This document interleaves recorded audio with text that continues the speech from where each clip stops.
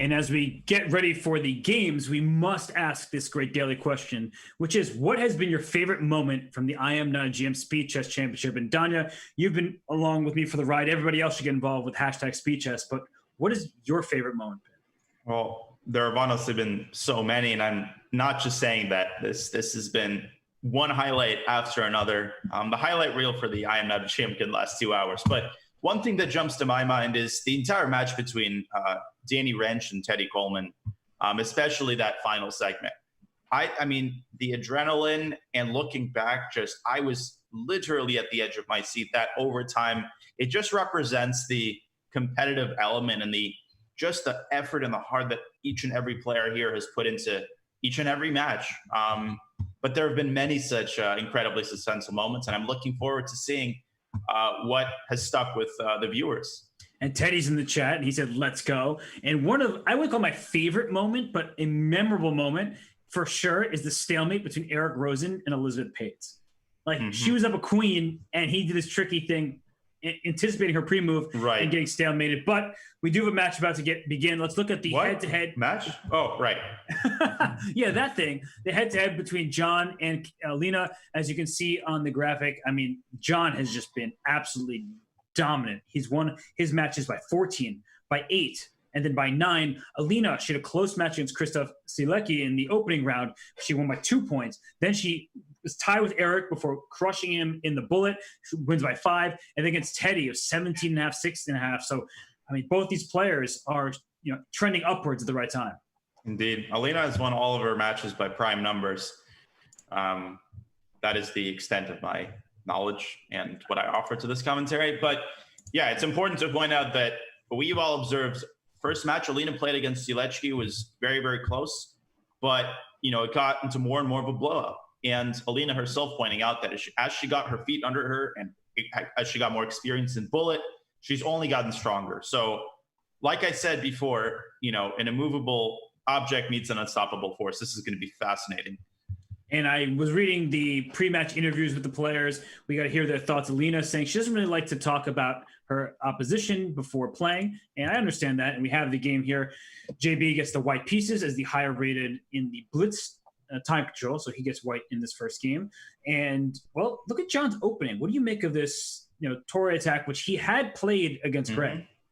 Yeah, it's somewhat of a cross between, let's say, London and the Trompowsky, something a little bit more sharp. I think it has that slightly sharper aura to it when compared to some London positions, but it's still very positional. Alina going d5, I think this is the recommendation of some King's Indian books, where black plays this in Grunfeld fashion, basically arguing that white's pieces are slightly misplaced when compared to regular Grunfeld. Yeah, and c3 played just to shore up the center. So unlike a Grunfeld where there's no c-pawn, there's an e-pawn. That e-pawn's usually on e4 rather than on c3. It's going to be harder to break down the pawn chain because of this goes b2 to c3 to d4 rather than just c3 to d4 as when the knights get traded on c3 in a Grunfeld. So Alina said initially she wasn't going to watch John's match against Greg. Then in her interview, she said, I kind of had to. So I did actually, she didn't watch it live, but she watched it after the fact. And so she must have seen his games against Greg. She knows that John is the type of player who likes this Tory attack from the white side. But early on, Donnie, I know it's early, very early, but time situation.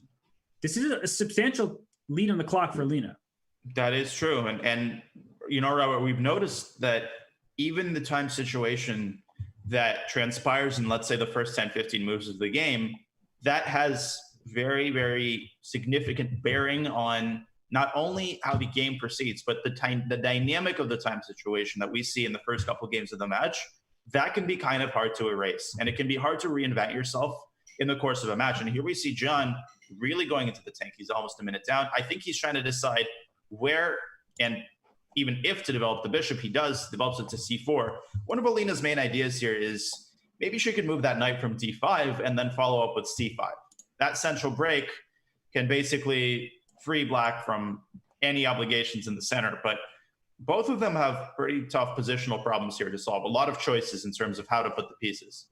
And one of those choices is is black going to play pawn to g5 at some point, which is a very committal move, but it does kick the bishop. Of course, your knight on d5 is under attack, so you're going to move that first. But I'm just trying to think bigger pictures. Do I want to bring my knight from d7 to b6, which attacks the bishop on c4 while protecting the knight? Or are the knights just going to be clumsy, stepping on each other's toes, and that loses the access to that c5 push? So she plays c6 in a very solid fashion. But this bishop h4 pinning the pawn on e7 is really bothering me because I would love to play e5, but of course I can't because that's a Botez gambit. Yeah, I mean, but you're right. You don't want to procrastinate too. I mean, me saying you don't want to procrastinate too much with anything would be incredibly hypocritical. But I mean this purely in the sense of the position with deciding how you want to play in the center. Alina playing f5, so very concrete. Obviously, the positional weaknesses of this move need no explanation, but she's threatening to just win John's bishop with g5 and f4. And even if John plays h3, Alina has that tricky move f4. It's actually surprisingly difficult to save that bishop. So bishop is looking pretty trapped. Okay, h3, but John is definitely orienting himself, I think, on some sort of sacrifice on g5. Right, so f4, you know that black is going to play g5 next, but you've opened up more light squares to attack. So if you play bishop d3, for instance, g5, I'm sacking my bishop on g5, taking back with the knight, and all of a sudden there are good attacking chances for white, although the extra material, of course, is in black's favor. Right, and Alina's probably deciding between going g5. I mean, f4 is tempting, and she goes f4. So she is going for that bishop. And yeah, I think John has several ways to, sort of orchestrate that sacrifice. The question is, how do you want to prepare it? Do you want to put the bishop on d3, as you pointed out, Robert, or do you want to play a general purpose move such as rook e1, which he does? Okay. She plays g5 quickly. So even if her position objectively is not great because of the sacrifice, I do like that she's playing quickly, and John responded rapidly as well. And in a position like this, Danya, where white, the attack doesn't seem very clear. Like, where is the attack coming from? Well, because you want, I was gonna say you want to play bishop d3, get to h7, but this knight on f6 is a very good defender. Well, you want to realize that white has to be patient here. A lot of people, I think, when they sacrifice a piece, they think that they're in an urgent hurry. If they don't create something within 2 moves, the attack will evaporate. That's not quite the case here. Remember, John has 2 pawns for the piece, and he does have some positional compensation. He could even consider, I know this sounds absurd, at some point putting a knight on e6, eliminating that bishop, and basically going for a hybrid of tactical compensation based on black's king and positional compensation based on, let's say, the weakness of the e7 pawn and the weakness of black's light squares. But for the time being, I would bring all the pieces in, maybe queen f3, maybe rook e5, something along those lines. And maybe knight c4 to e5 or knight f3 to e5. There we go. Very nice. I liked knight c4 a little more just because H5, I had exactly. I had a little more control of the h5 square, and maybe that's not so important because after knight c4, the queen can still come to h5. But it's just one of these things where I know exactly where my knight belongs, but the c4 square for some reason felt a little stronger. But now the knight coming to e5, the g6 square is white's for the taking, and I really appreciate the point you made, Danya, that you were saying that people feel this rush. They need to act immediately because if they hesitate for even a second and don't go for a checkmate, then wait, I'm down a piece. But you have 2 pawns, so that's already good material compensation, but there are long-term weaknesses, the g6 square, the e5 square, the e6 square. So even if I play knight e6 and we trade, white controls the light squares, and this king can still be in harm's way despite a series of trades. Exactly. And, it's become very fashionable to say, oh, I'm playing like alpha 0 or this is an alpha 0 move. I still can't wrap my head around exactly what that means, but maybe part of it is, alpha 0 has showed that sometimes it'll sacrifice a piece, and not only will it do so for purely positional reasons, but it will then lounge around on the beach for 5 to 10 moves as if nothing has happened. So it's really shown. And here, by the way, knight e5, there's this line, if knight e5, queen h5, that's checkmate after queen takes h5 and bishop h7 check. That's really nice. I'm going to show that. There might be no time to discuss alpha 0. Alina's got to be very careful here. A lot of squares that John is threatening to access, knight g6. I'm not sure about b5. I feel like that neglected a little bit too much the weaknesses on the king side. And she probably went b5 just to avoid any sort of c4, kicking the knight from the defense of the e7 square. But you're right. That feels like you're playing on the wrong side of the board. You're not actually helping your king. And moves like knight g6, bishop g6 are coming. And actually, this king looks like it's just doomed. Yeah, this just looks terrible. I mean, queen c2, bishop h7 is an immediate threat, which I don't see a defense to. I mean, there's tempting moves such as bishop g6, knight g6, but again, Alina doesn't have any way to untangle her pieces. Queen c2 might be a knock. But queen c2, there's queen h5. So it's not, maybe first bishop g6 and then queen c2. I'm trying to make this bishop h7 move work. The queen h5 idea is surprisingly annoying. So if you do leave that square, then queen h5 happens. Queen h5 not possible. If you gave black a free move, because I would trade on h5 and then their d7 bishop is hanging. So you could play with like bishop c2 if you want to put the queen first on the diagonal. You could play bishop g6, of course, as you said, just to kick the queen off. You could play knight to g6, which traps the rook and puts pressure on e7. So if you want to gain your material back, you can at the very least play knight g6 to take on f8. But Danya, the clock situation, about a minute and 20 now for John, a minute 10 for Alina. Queen h5. Oh my gosh. Sorry, H5. Robert. Sorry, Robert. That's beautiful. And actually, I see DJ Guards, that's Teddy Coleman, But talking bishop about f5, it's not so clear. But bishop f7, wow. Oh, that is some beautiful stuff. And Sorry Teddy had to it. interrupt. No, Teddy had it in the chat. You were saying. Oh, John. Oh, JB going for the safer route in a sense, getting the material back. But I'm going to show them the analysis board that checkmate because queen h5. Please take my queen, check, and checkmate. So queen h5 was a nasty move.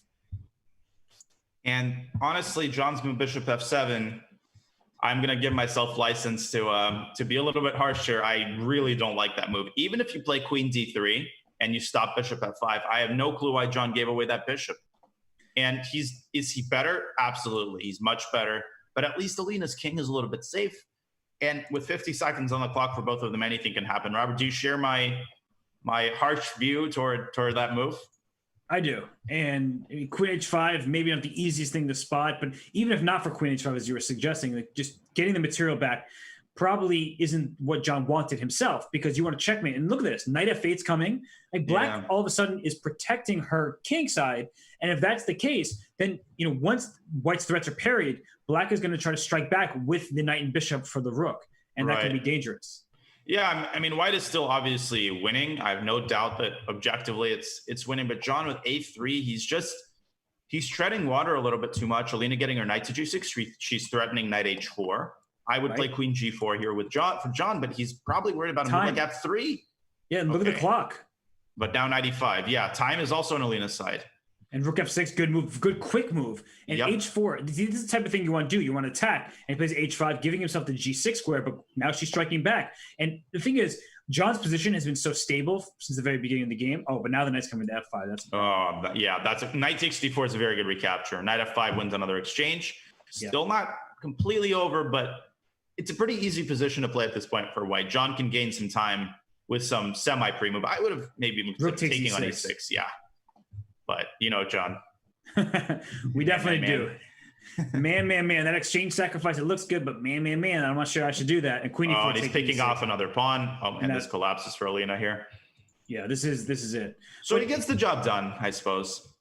He did.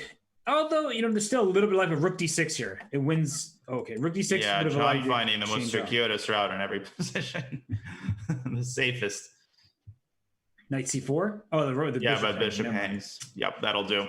Yeah, you just go rook takes b6, give away your rook for the two knights, and then you easily win the ensuing endgame. So I was going to say, Danya, that it felt like John missed an opportunity earlier, a nice checkmate idea. So Alina, in her first game against Teddy, she made that queen b6 move. One of the other potential favorite moments of the IM SEC, that queen b6 move was a shocker that ended up helping her win that game and eventually the match. And John had an opportunity to start off with a bang with queen h5. Yeah, that's an interesting similarity. John and I have matching shirts, you know, matching queen sacrifices. That didn't happen. That's very astute commentary and observations, Mr. Hess. And I actually like that in our chat here, we have people rooting for both players. And some people are like, I don't know who to root for. Other people are saying go John. Other people saying go Alina. It feels like it's about 50-50. And, you know, this is, I guess, what polls were made for. I'm not sure if we're going to do it. But I am curious to see where the fandom lies here. But g4 played by Alina. This is actually some trouble for John. Because after bishop g6, there's h4. And I think knight f to d7 there might hold on. So there's a long line, right? Bishop g6, h4. You certainly don't want to move the h pawn. We'll bring up the analysis board. Yeah. So bishop g6, h4, knight f7. Yes. If h5, but you take on d7 first and then go h5. Right. I was about to say, I was trying to figure it out, but you take first and play h5. Yeah. But then I realized what you were saying was if you play h5 first, knight e5, d e5, queen d1, king d1, castles, queenside would check, and then your bishop gets the d. Exactly. But man. I think John is thinking man, because if he has to move an h-pawn and allow knight takes g6 followed by bishop d3, that sometimes happens in these positions when you accidentally lock your own bishop in. This is big trouble for John. And he goes knight f7, but this wins a piece. See, I fell under the same illusion. This knight takes d7 and h5, and that is a piece. That is game over. I mean, you can't even get any compensation. So you and John are just wearing the same shirt. Drinking the same coffee. Yes, and now playing the same, let's say, blunders, suboptimal moves. And Alina sees it. Alina patiently thinking it through, and let's take a look at John's facial expression. It has not changed. Let's take a look. No, he at shook John's... his head. He shook his head. You see that? Oh, there was a little bit of a delay. Yeah. He went, uh-oh, and then shook his head. That's and so now he continues to nod, slight nods with his head as he used to. All right, guys, this game didn't go my way. Match is going to be tied probably. Let's take a drink of my coffee, guys, and good luck to Alina in the next round. And you know what's the biggest problem with losing a game like this, Danya, is that it's move 12. And so you then question not just your skills or are you in good form in the day, but you question the opening, even though playing the Slav is a respected opening, right? But then you're like, wait, should I do something different because the Slav didn't go my way and now I'm uncertain? So I just think that this could have a deeper impact than just this one game. Yeah, I agree. And first of all, those of you who are, surprised John hasn't resigned, that's a very much sensible thing to do. I mean, whenever there's so many pieces on the board, I know it sounds strange, but I would not resign here. I would make a couple more moves, make Alina show some technique, because also psychologically resigning on the 14th move or 13th move is just a tough thing to swallow. But I agree with you, Robert. I mean, you get that bad taste in your mouth and you do start questioning your form. When you blunder in the opening in any game, at least in my case, I always start thinking, well, what if I'm not as tactically sharp today? Maybe I need to triple check my lines instead of double check them. And all those doubts start to creep into your head and they accumulate in the course of a match. They certainly do. And John will play this one on, even though he's down a minute and a half, he's down a piece, because he also won the first game. So Alina hasn't proven to herself that she can win a game, because it's only been one game and she lost it. And so I think it's smart, just a psychological ploy to play on and figure out, is Alina in the shape that she wants to be in? And if the answer is yes, then he will resign if she just makes it less of a mess, because the king is still in the center on e1. If the king castles kingside, well, that's sort of ridiculous looking. You're walking into a potential attack. You castle queenside. Can I steal a pawn? Can I steal a second pawn? Yeah, I don't exactly see a clear cut, okay, Alina playing very confidently, but yes, she has the d file, but 2 pawns is 2 pawns. So that's just by material. There is some compensation here for John, but the problem is now Alina's king is safer. Her pieces are coming to life, and this should be win. Donnie and I are not at all saying that Alina has made any mistakes, because her position is completely winning from an objective point of view. But then you start thinking about little things here and there, like can black play queen d5 next and threaten queen to a2? White still has not proven that this game is completely over, just because John is playing a little bit of trickiness. And here king b1, just preemptively saying, all right, my king is safer, or tucked closely to the corner. And I think that was a good move. And also the time advantage is still huge for her. Yeah, and that king, I mean, White even has ideas. If black plays like queen e7, bishop f4, White will threaten queen takes c6 check, and John trying to prevent that from happening. You are a sly dog, you. I think that's called the Bowden. There is this Bowden checkmate, correct? Samuel Bowden, 19th century player, I think. But Alina, I mean, she doesn't even have to rush here. F3, she can improve her position. Bishop d2, I'm not enthralled with the way that she's converting this position. I think bishop d2 is inaccurate. Now John maybe gets his legs under him with something like knight d6. Oh, if that knight can go to b4, excuse me, like via b6, like you were saying, d5, and we all know John loves his knights on d5. So queen f4 played. There's going to be a pin down the d file. So yeah, I think that's a blunder actually.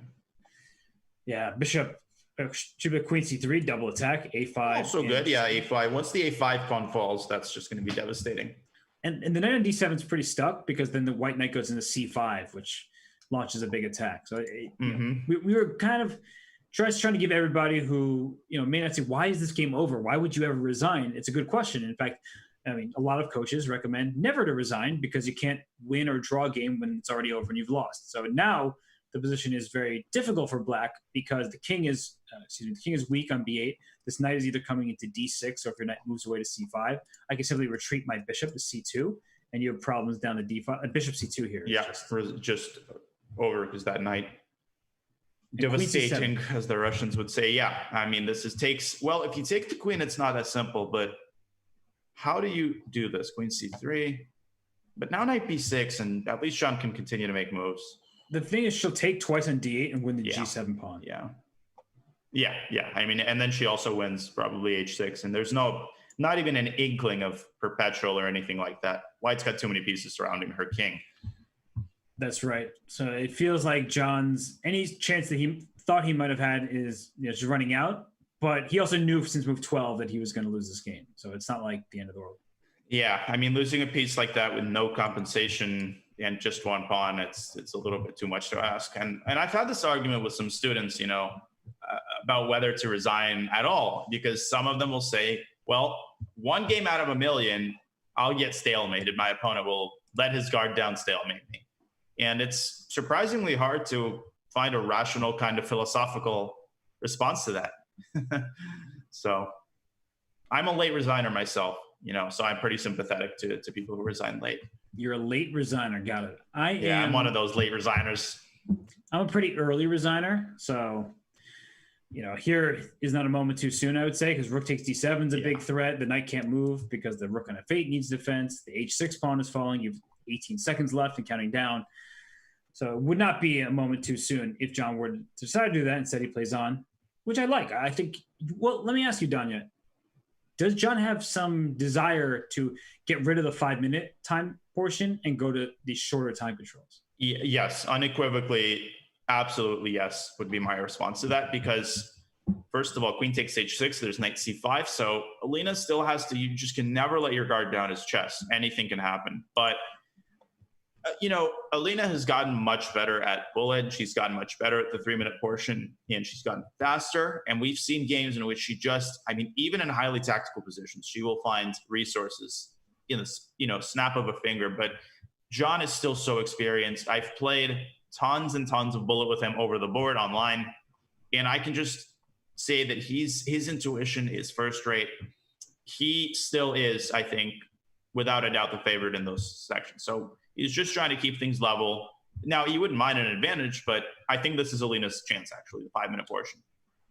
Okay. Well, I was just wondering because I wasn't sure who the favorite was. I know Alina has been absolutely incredible in the bullet portion, including her match against Eric Rosen, which we mentioned, where she was tied going into bullet, and then it became one-sided in the 1-minute portion. But here, 7 seconds left for John. You might as well play this one out until it's clarified, and I like it. I really think that it's been a good strategy, both in terms of what you're saying, where John wants to get to bullet, and in terms of the position. Queen takes e5 check.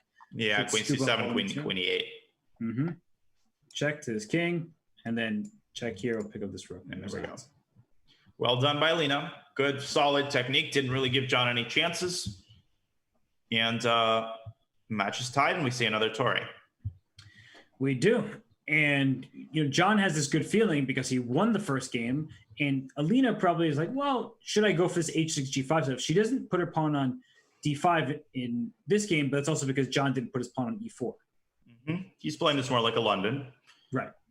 And it's instead of bishop on f4, the bishop's on h4, but the bishop can always retreat to g3 and then become full-on London system-like. And there's often these ideas here. Well, Alina taking on z4. I was going to say of playing bishop takes f6 and then d takes c5 and knight e4, but Alina deciding to remove the central tension. White has, as a King's Indian player, I've never found these positions to be quite appealing enough with CD. because it always seems like white has a very slight pull, but definitely not more than that. But the good news for black is that the knight is in c6, because in these sort of what reminds me of an exchange Slav, right, where you know CD CD, so both C files are open. There are plenty of lines where the black knight's already committed to D7, but that's not where your knight really belongs. Sometimes it does if you can play B6, bishop B7, but the knight in C6 clogs the C file for the time being. And then the question becomes, what do you do with your bishop on C8? That's not an easy question to answer. I would think about bishop G4 even, because by playing bishop G4, you're at least developing your bishop, connecting your rook, and she plays bishop D7, which, you know, it's a little passive. I agree. Well, I have the first joke of the day for you, Robert. What did the health-conscious person say when capturing on D4? I was following the CDC recommendation. Oh my gosh. Go away. Go. I'm tired of you already. No. All right. That's what I wanted to hear all day. Oh, I'm about finally to leave and, you know, watch this match like a fan. You're getting booed. I'm just look at the chat. You're getting booed. Man, the tomatoes are getting thrown. No, I'm not gonna say I'm getting booed. Some people liked it. Nobody liked it. Not a single person. Admit it, ladies and gentlemen. You liked it. Is Vidit here? Because if Vidit's here, maybe. Vidit is here. Vidit, come on. Vidit's got to support me. If everybody throws me to the wolves, at least I know Vidit will be there to defend my honor. No, you don't deserve your honor to be defended here. So we have a position where white is going to h3, and that means that the bishop can come to g3 and won't get trapped. So that's why Alina plays knight h5, not allowing this bishop back. So g5 comes after this bishop, but g5 you can't actually play. So let's say white makes some random move like, you know, rook c2, and you try to play g5. Mm-hmm. I sacrifice a piece on g5. Maybe the knight takes, pawn takes, queen takes h5, and unfortunately for you, there's too quickly a checkmate on h7. Yeah, and sometimes it's interesting, but when you have a bad experience with a move, even if you are thinking about playing that move in a completely different position, and you know that move might have very little to do with the first time you played it, you can have a bad taste in your mouth. And it's the same thing if you play an opening, you got a good position, but you played a bad game, you might be less inclined to play that opening again. So these psychological factors, I personally believe, play a pretty big role in the making of decisions as the match goes on. I don't know what you think about that, but John going d5, you know, there are pros and cons to that move. I can't really get a read on this position. It's pretty complicated. You said you didn't know what I thought about it, and then didn't even give me a chance to say what I thought. But I will agree with you, shocking, I know, that this d5 move is very committal, because now the pawn on b2 is permanently under threat. It's potentially weak. And it's not just the pawn there. It's if you push your pawn, at some point I may still play bishop to b2 and come after your a3 pawn. So it's a committal decision, because now you can never close down the diagonal. Yeah, that's a great point. Shocking, I know. So savor that compliment. Well, knight c4. I still can't get over your CDC thing. CDC, yeah. I mean, that was such genius that will be all you're going to be thinking about during many sleepless nights. Sleepless for sure, and I'm scarred, frankly. Scarred. Okay, that's a new one. And it's not, you know, like scars to you're beautiful. It really scars me like the worst of ways, like, you know, Lion King scar. Mm-hmm. Well, I don't even know what to say, Robert. I'm glad you're speaking. I'm totally not sorry. Well, I think that from Black's point of view here, you know, your pieces aren't actually coordinated very well. The knight on h5, it's stopping the bishop from coming to g3, and you would like to play g5 to force it to g3, but your pawn on g6 is necessary to remain there for the time being. So John ridding himself of that b2 pawn he was a little bit saddled with. Yep, because b5 would have kicked the knight away from c4 and actually gone after the pawn on b2. But one question I'm having is f5 a possibility here for Black, just so I can protect the knight on h5 another time and then play g5? Well, speaking of the psychological effects, I actually really like that move. And that is a legitimate idea in some King's Indian positions. It's kind of a Dutch-like move, but you get that clamp on the center. I thought f5 was actually quite strong. Alina going knight f6, but John can now e4, I think, is pretty careful. Bishop d7, and now John might try to get e5 in. His position is a little bit flimsy. That queen side, there are some holes there. I don't think he has forever. So maybe rook e1 and quickly try to push e5 through. Not sure what the correct way to play here is, but we seem to be matching on every count. Rook e1 played, trying to go e5. That makes sense, especially with a queen on e8. You want to open up this e file and pressure the e7 pawn with the queen behind it. And your idea is bishop b5 or bishop to a4 makes sense. She instead plays queen c8. I don't think she's really threatening to sacrifice the bishop on h3. But if you are John, keep an eye out on that, because if that move happens at a moment and you're not thinking about, and then it can collapse your king side altogether. Right, exactly. And there we go, e5 from John. Well, knight takes d5, e takes d6. I'm just trying to figure out if Alina just captures on d6, what's going on there? Knight takes d6, queen c6. It's a bit of a zoo in that position. Yeah, too many pieces in the d file. The black knight can come to c3. The black bishop can come to c3. I like black's position. Honestly. I do. I was going to say that c3 square there. Knight c3 immediately. Wow. Okay. Interesting. So if I take on e7 with my pawn, I guess black will be better because the queen will be better than the rook and minor. But sometimes if you're really worried about the position, you do something like that just to liquidate and say, I know it's a bit of a struggle, but it's not the end of the world. So bishop c6 played. Yeah, Alina playing, again, we noticed that in some of her matches, how quickly she sometimes reacts in tactical positions. And her speed accuracy sort of margins are absolutely incredible. And John slipping down on the clock again. He's got to play a little bit faster. Queen g3. Okay, but bishop e7. Bishop e7. Ooh, that's when I think I jinxed her. But it's not clear. It's not entirely clear. I feel like Alina has some sort of counterblow here. I don't know where the counterplay is going to come from, but you would need it. Like the rook e8 is met just by knight takes d6 with a fork. Yeah. That's the problem. So where's your counterplay? Bishop e5 doesn't work. I was thinking briefly about rook e8, knight d6, rook takes e7, but white doesn't need to take the queen, of course. He just takes the rook. Yeah, that's a good. And that queen on g3 is such a stabilizing force. It's going to guard that knight on d6, and it's very hard to get to. It's protected by that bishop on d3, which limits the knight's mobility. Interesting. I'm trying really hard to come up with a move, some kind of knight b5, just to like protect d6 and give up the rook that way. But then white is a4, just kicking the knight away. So it protects the pawn for one move, but a4 kicks that knight out. Yeah, I'm afraid there's nothing. It's just white's pieces are loose, but they're all defended by each other. There might not be pawns that defend white's pieces, but they're very well placed to avoid any sort of forks or, intermezzos. Just doesn't look good for Alina. Now she's dipping to 30 seconds.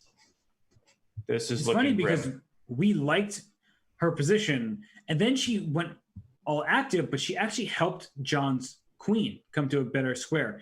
And d5 play, that's a good move. If you take on f8, I just take back, and I'm down in exchange for one pawn. And I'm hoping that this pawn on d5 goes to d. Ooh, king takes. Knight d6. Anybody? Yeah, knight d6. Oh, knight e5. John just sinking his teeth into those central squares, but knight d6 looked so tempting, and then b5. Oh, I don't know. John is making some questionable decision that in terms of over prioritizing the safety of his piece, but this is still completely winning. Just knight takes c6 even. You can't take with the queen because man. Man. Knight takes f7 with queen g6, bishop c4 to follow also was probably not good, bad. But there's no way John was going to go. Oh, and that's a mouse slip. Not that it mattered. Queen e8, there would have been knight takes g6. JB with a checkmate on the board.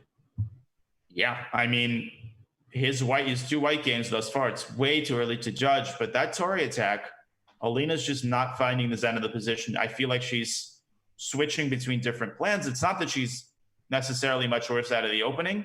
And here, John, don't play e6. This is where John played e6, and this time I feel like he simply confused the move order by accident. gave himself the h7 square for the bishop. So any sort of g4, e4, the bishop can just retreat all the way to h7, clearing space for it, just like we're talking about in the London system, where white has the pawn h3 for the bishop on h4 to come back, these things. Here, John goes h6, but now he's thinking again. I don't think he's very confident in his opening. Yeah, it just feels like Alina is still in prep. And yeah, I don't know too much about this line myself. I mean, of course, judging from a superficial perspective, white is the center and black's plan is going to be to eventually play e5. That's assuming, okay, Alina goes knight d3. She's basically claiming the black's knights are kind of awkwardly placed, especially that knight on b6. It's a good move, knight d3, because when somebody has less space, they want to trade some pieces. I'm going to go back. I'll show the analysis board here, because it is a really instructive moment that most people are like, what? Okay, she just moved her knight, not a big deal. But if she had taken on d7 back when the knight was there, oops, so I went back.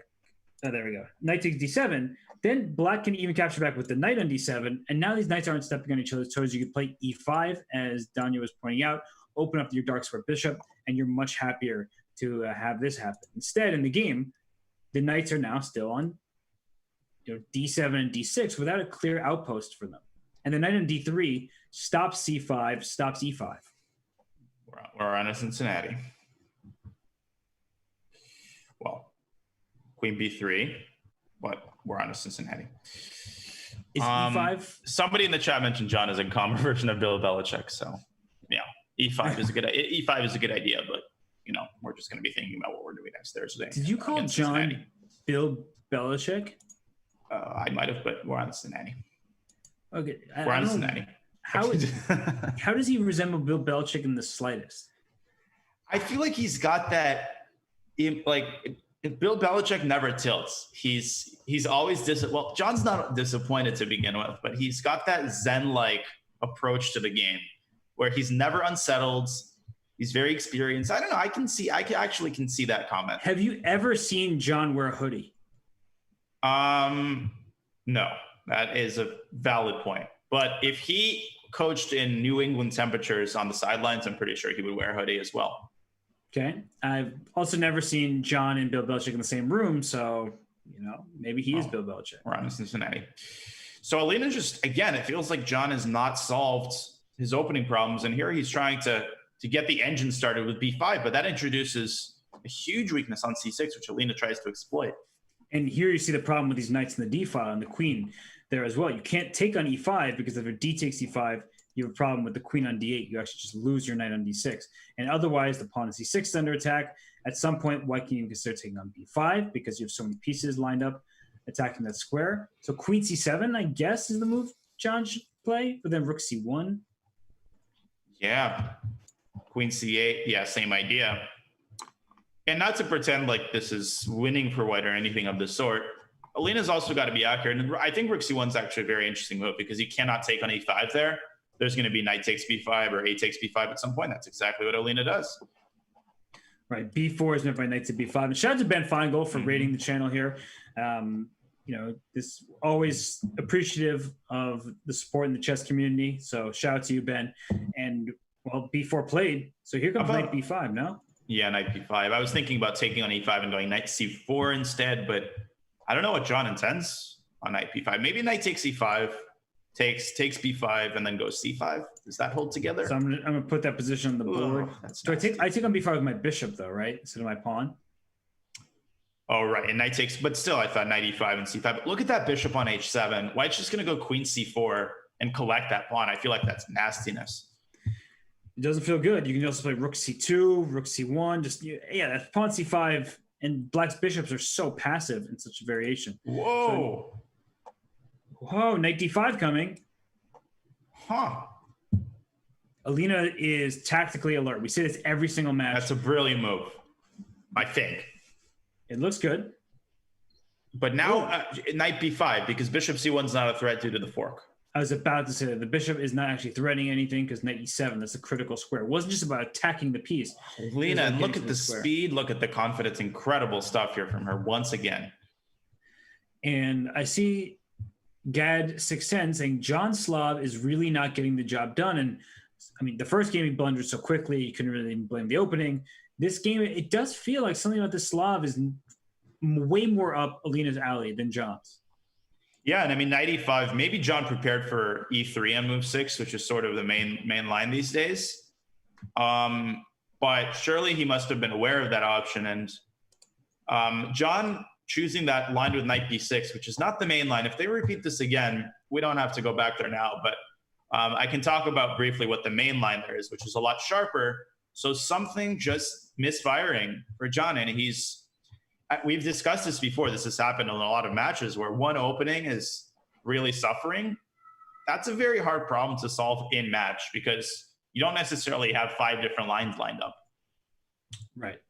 And you have to play just your next game right after the previous one. So if we get another Slav in, say, 12 minutes, whenever the next, because John gets white in the next game, and then after that, he'll take on Alina with the black pieces once more. We'll see if he repeats this exact lines. What is happening? The queen a6 pins the knight on b5 to the bishop on e2. I would probably play rook to c2. Wait, yeah. The rook on b8 is also hanging. Oh my goodness. How about take that rook and then go rook c2? Yeah. Or rook c7. Yeah, there's so much hanging that. Yeah, rook c7, rook c2. There we go. You got to give a shout out to Alina. Sorry to cut you off there, Daniel. No. She has rebounded extremely well. She's lost the first game. She wins with white in the second game. She lost the third game, and then she's rebounding again. And John the same, right? He lost game 2, and then he was able to rebound in game 3. So they're trading punches right now. Yeah, they're not like two boxers, circling around the ring. They're two boxers who are throwing uppercuts and sideways blows. So, just fascinating to watch. Both of these players are showing their superiority with the white pieces. And both of them have problems to solve. So I'm fascinated to see who is going to solve their problem of the black pieces first. I think Alina needs to change something up too, because we're focusing on John with the black piece in the Slav because he's black in this game. But yeah, she has not been convincing when she's played these lines where John plays this Torre attack and just kind of plays simple chess. But every single time that we've seen it thus far, it feels like his opponents struggle, whether it's Greg or Alina. They just don't have the right footing to withstand the pressure that the Torre offers. Yeah, the nature of their problems is different also because John seems to have a theoretical problem. I feel like he's not sharp on the theory in this line, and he's worse straight out of the opening. Alina, sometimes she even comes close to equalizing. Her problem seems to be one of comfort, and, the positions that she gets matches John's style, and she doesn't seem to rid herself fully of the pressure. So both of them with equivalently significant problems, but they're different in nature. I like the way you frame that because they are very different, for sure. One of them is like, should I stop playing this opening altogether? The other is, how do I actually improve my opening? Because after 8 moves, I'm totally fine. And then from moves 8 through 16, that's where I'm getting in trouble. Mm-hmm. Versus I don't feel comfortable on move 6, which just seems to be John's problem. Exactly. And here, Alina putting the finishing touches on really a masterpiece thus far. Not to attempt to jinx her, but she's up in exchange, and John completely just no counterplay. I mean, his position is so passive. There's no intrigue. Alina can basically do anything she wants within reasonable bounds. Queen c4, rook t1. Yep.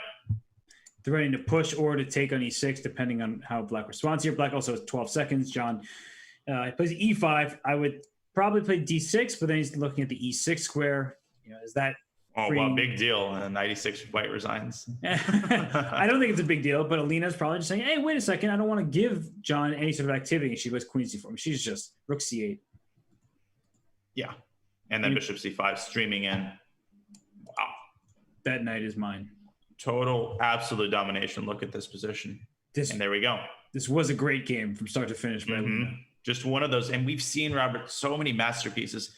Another one of my favorite moments, by the way, when Anna Zatonski played those positional masterpieces, she lost the match, of course, I think to Greg, correct? To Greg, yes. But in the 5-minute portion, we have seen games worthy of classical games. If I didn't see the time control in some of them, I could easily predict that this was, a game in some tournament.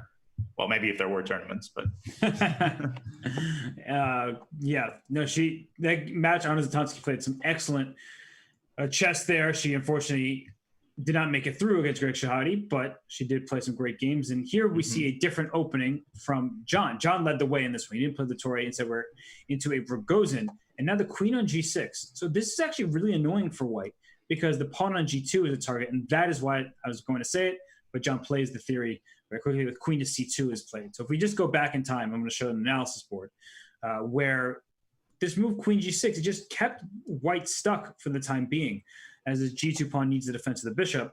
So that is why queen c2 and the exchange happens very quickly, because your queen can no longer stay for black on the king side over here. There's no good square to work with, and the trade and rook d8. And what do you make of these queenless middle games, Danya? I always feel like white is just better and it's annoying, but then people are like, yeah, totally fine for black. Yeah, exactly. And then you see games at the high level. And I used to play the Rogozin, and I actually had this.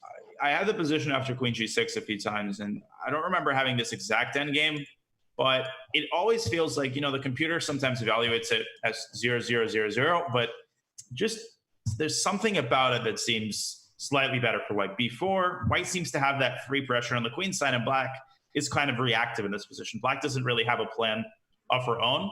And again, it seems to favor John these types of positions. So once again, I'm not totally sold on Alina's, the thrust of her opening choice, but it seems like she's on the path to just equalizing completely, trading the bishops. That knight's not going to get to c5 without being captured. I don't know. We'll see. And what about no, that doesn't work. Well, the thing is, for Alina, you get the two bishops, and that said, the bishop's advantage. But the bishop on f8 is totally useless in a position like this. Look at white's pawn chain from f2 to d4. It means that the bishop doesn't have anywhere to scope out. Knight c5 played, and Alina could have taken on c5 first. And I think I would have preferred to take on c5 first, just because I don't like the bishop on f8. But what do you think, in her decision-making process there, Danya? Like, why didn't she capture on c5? Why didn't she leave the knight there? Well, Robert, Mark Dvoretsky, Mark Dvoretsky, of course, the famous coach, actually talks about a concept he calls, I think, in English, a superfluous knight. When you have two knights that both want to live on the same square. And I'm not saying they both want to be on c5, but that is kind of what I'm saying. So Alina might bank on her bishop in the long run. You might look at this and say, well, look at that bishop. It's terrible. But she might, at some later point, think, well, maybe that bishop ends up on d6. And maybe the position eventually opens up. So I think she doesn't want to commit. I'm not sure that's the right decision, but I think it does make a certain degree of sense. Well, you call it the superfluous. Well, you're not calling it, but you're reiterating the point about a superfluous knight. But what about this superfluous minor piece on d6 square, like you just said? What about the superfluous commentator named Robert Hess? Okay, well, I don't think that's going to go over very well with the chat. So you better watch yourself, mister. But I mean, it is true though, right? The bishop and the knight want to share the d6 square. That's true. That's a good point. Yeah, and that knight is tied down to the pawn on b7. So I agree. I think the immediate passivity of the bishop kind of outweighs any long-term considerations. Maybe John can go ahead and play b4 at some point. Well, he started with g4. What do you make of that? Because I understand why he's trying to expand on the king side, but at some moment I'm worried black is going to play h5 and be first to the action. There's a bishop e7, eventually play h5, rook h8, things like that. But black just doesn't really, she doesn't have true activity here. She can never play b6 because then c6 becomes a problem. So she does play h5 now. Trying to open up, I don't know, trying to get some air for her pieces. John would never have played the move, but I think he could have captured on h5. Yeah, and then maybe put her knight on f4. Well, it's funny because when I would play these endgames, and I lost a lot of them actually to some GMs, I would always check with the computer, and it would always be equal or even 0.1 for black. And I could never understand why that is, because it just shows you how important it is to practically evaluate the position, not just stare at the computer evaluation. But we'll see how Alina handles this. Maybe she'll hold her own. I mean, John is not exact. I don't know about rook h1 though, Robert. So you didn't like the rook trade just because black's rooks were doing all of nothing? Well, I'm a little bit worried that, yeah, that's exactly what I'm saying. I thought if you put the rook on b1 and just went b4, I didn't really see a downside to that. Maybe black would play a6 and John didn't see a follow-up, but And still plenty of life in this position. B4 is one of those super committal moves because you give black the C4 square permanently. So for as long as your pawn's on B2, you can play B3 and kick out the knight. Yeah, and John taking a very thinking pose. You know, those hands spread out, the fingers spread out. G5 by Alina, also pretty committal. Is that justified? Is she thinking as someone to play F5 and go kind of attack this white king? I suppose, but again, there's that problem of the B pawn, F5 GF, and you really don't want to play B6. That just seems absurd, weakening the C6 pawn like that. So can I start with King E8? Okay. I want to play Knight King G3. E8. You said Knight D3? Knight, how about Knight G3? G3. I wanted to play B6 and King D7, but maybe I'm not. It's not quite as good as I thought. But I don't know. I'm getting my king to protect that pawn. You're so pretty good. I mean, let me throw you a token compliment as a token of apology. Let's say. I already forgave you, so you're all good. Okay. Thank you, Mr. Hassan. I might get emotional here, but let me commentate the game while the tears I'm here to are not support spilling. you. Oh, if F3 now Knight C4, Ooh. that hits the E3 square.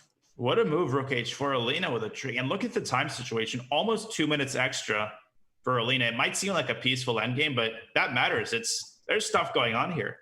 You say peaceful, I say full of pieces because there's a lot of life left here. Knight C4, maybe then bishop takes C5 to follow because Knight C4 does attack this E3 pawn. And how do you protect E3? King F2, there's always Rook H2 to worry about. What about Rook C3? Rook C3, I'll probably take you on C5. Right, takes. And then I didn't have a follow-up. I just was going with it. Well, I guess we'll see because, Bishop C5, DC, Knight B2, first of all. There's Rook B3. And White's Rook, that's a terrible, terrible line for black. Is that Knight on E2? You don't want to sleep on it. If it ever lands on F5, that spells some trouble for black. So Alina with a very important decision here. I think this is the critical moment. She played B6 and did it in 19 seconds, and she has a huge lead on the clock. John, under a minute.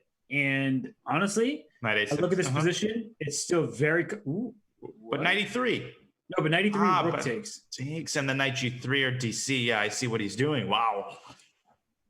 I'm impressed. I'm just impressed with the speed of decision making. And it's not like these players are making mistakes on every move. These decisions are actually quite deep. Yeah, I'm kind of wondering, Knight A5 looks ridiculous, but Knight A5, at least it puts pressure on B3, makes the Knight at C5 have to leave. What are the moves? Knight E3, Knight E3 doesn't look right. I agree. I don't know. I feel like black has something here. Right. It does have the look of a position where has to be something. A timely Bishop D6 will be annoying, running Rook H2. Yep. What about... No, that's too crazy. I thought even Bishop D6 immediately, but Knight B2 is something that I came to my mind with the idea of Knight D1 potentially, but I didn't see a follow-up after Knight A6. No, I like that. Knight 6, Bishop D6, you're going to take on C6, so you're just getting me in time. In Knight D1, there's Rook D3, just back and forth. Yeah. Okay, but what about Knight B2, Knight A6, then Bishop D6? And then Rook takes C6? Yeah, I was looking for some sort of hacky. Okay, but then Rook H2 and King E7. I was thinking of doing something positional, just basically claiming, oh, we'll see. Oh, you're devious, man. I'm not sure. Maybe Alina's under the same illusion that I am. She spent a minute and a half on that move, which was great time management because she's still up. What happened? I came up with an idea. Knight D1, Rook D3, Rook H1. Sorry, continue. Oh, that's filthy. And I just want to be positional. That knight's going to be trapped on B7. Oh, that's so filthy. And she plays C5. Also pretty good, I think. Or is it? Oh. No, I don't think it is. Because then DC, BC, Knight C5, Knight C1, there's Rook T3. Right. And then she's going to take on E3, but now she's probably fine there, actually. Okay. Yeah, I mean, Knight E3, but no, White's definitely on top there. Knight G3, Knight F5. John must be breathing a sigh of relief here. He's definitely happier here than he was a second ago. But that Rook H1 maneuver done, yeah. Whew. I mean, nasty. I kept trying to make it work, and I was just looking for the right square to force White's Rook onto. You made fetch happen. So, Gretchen Wieners would be proud of you. Who? Oh my gosh, you haven't seen Mean Girls?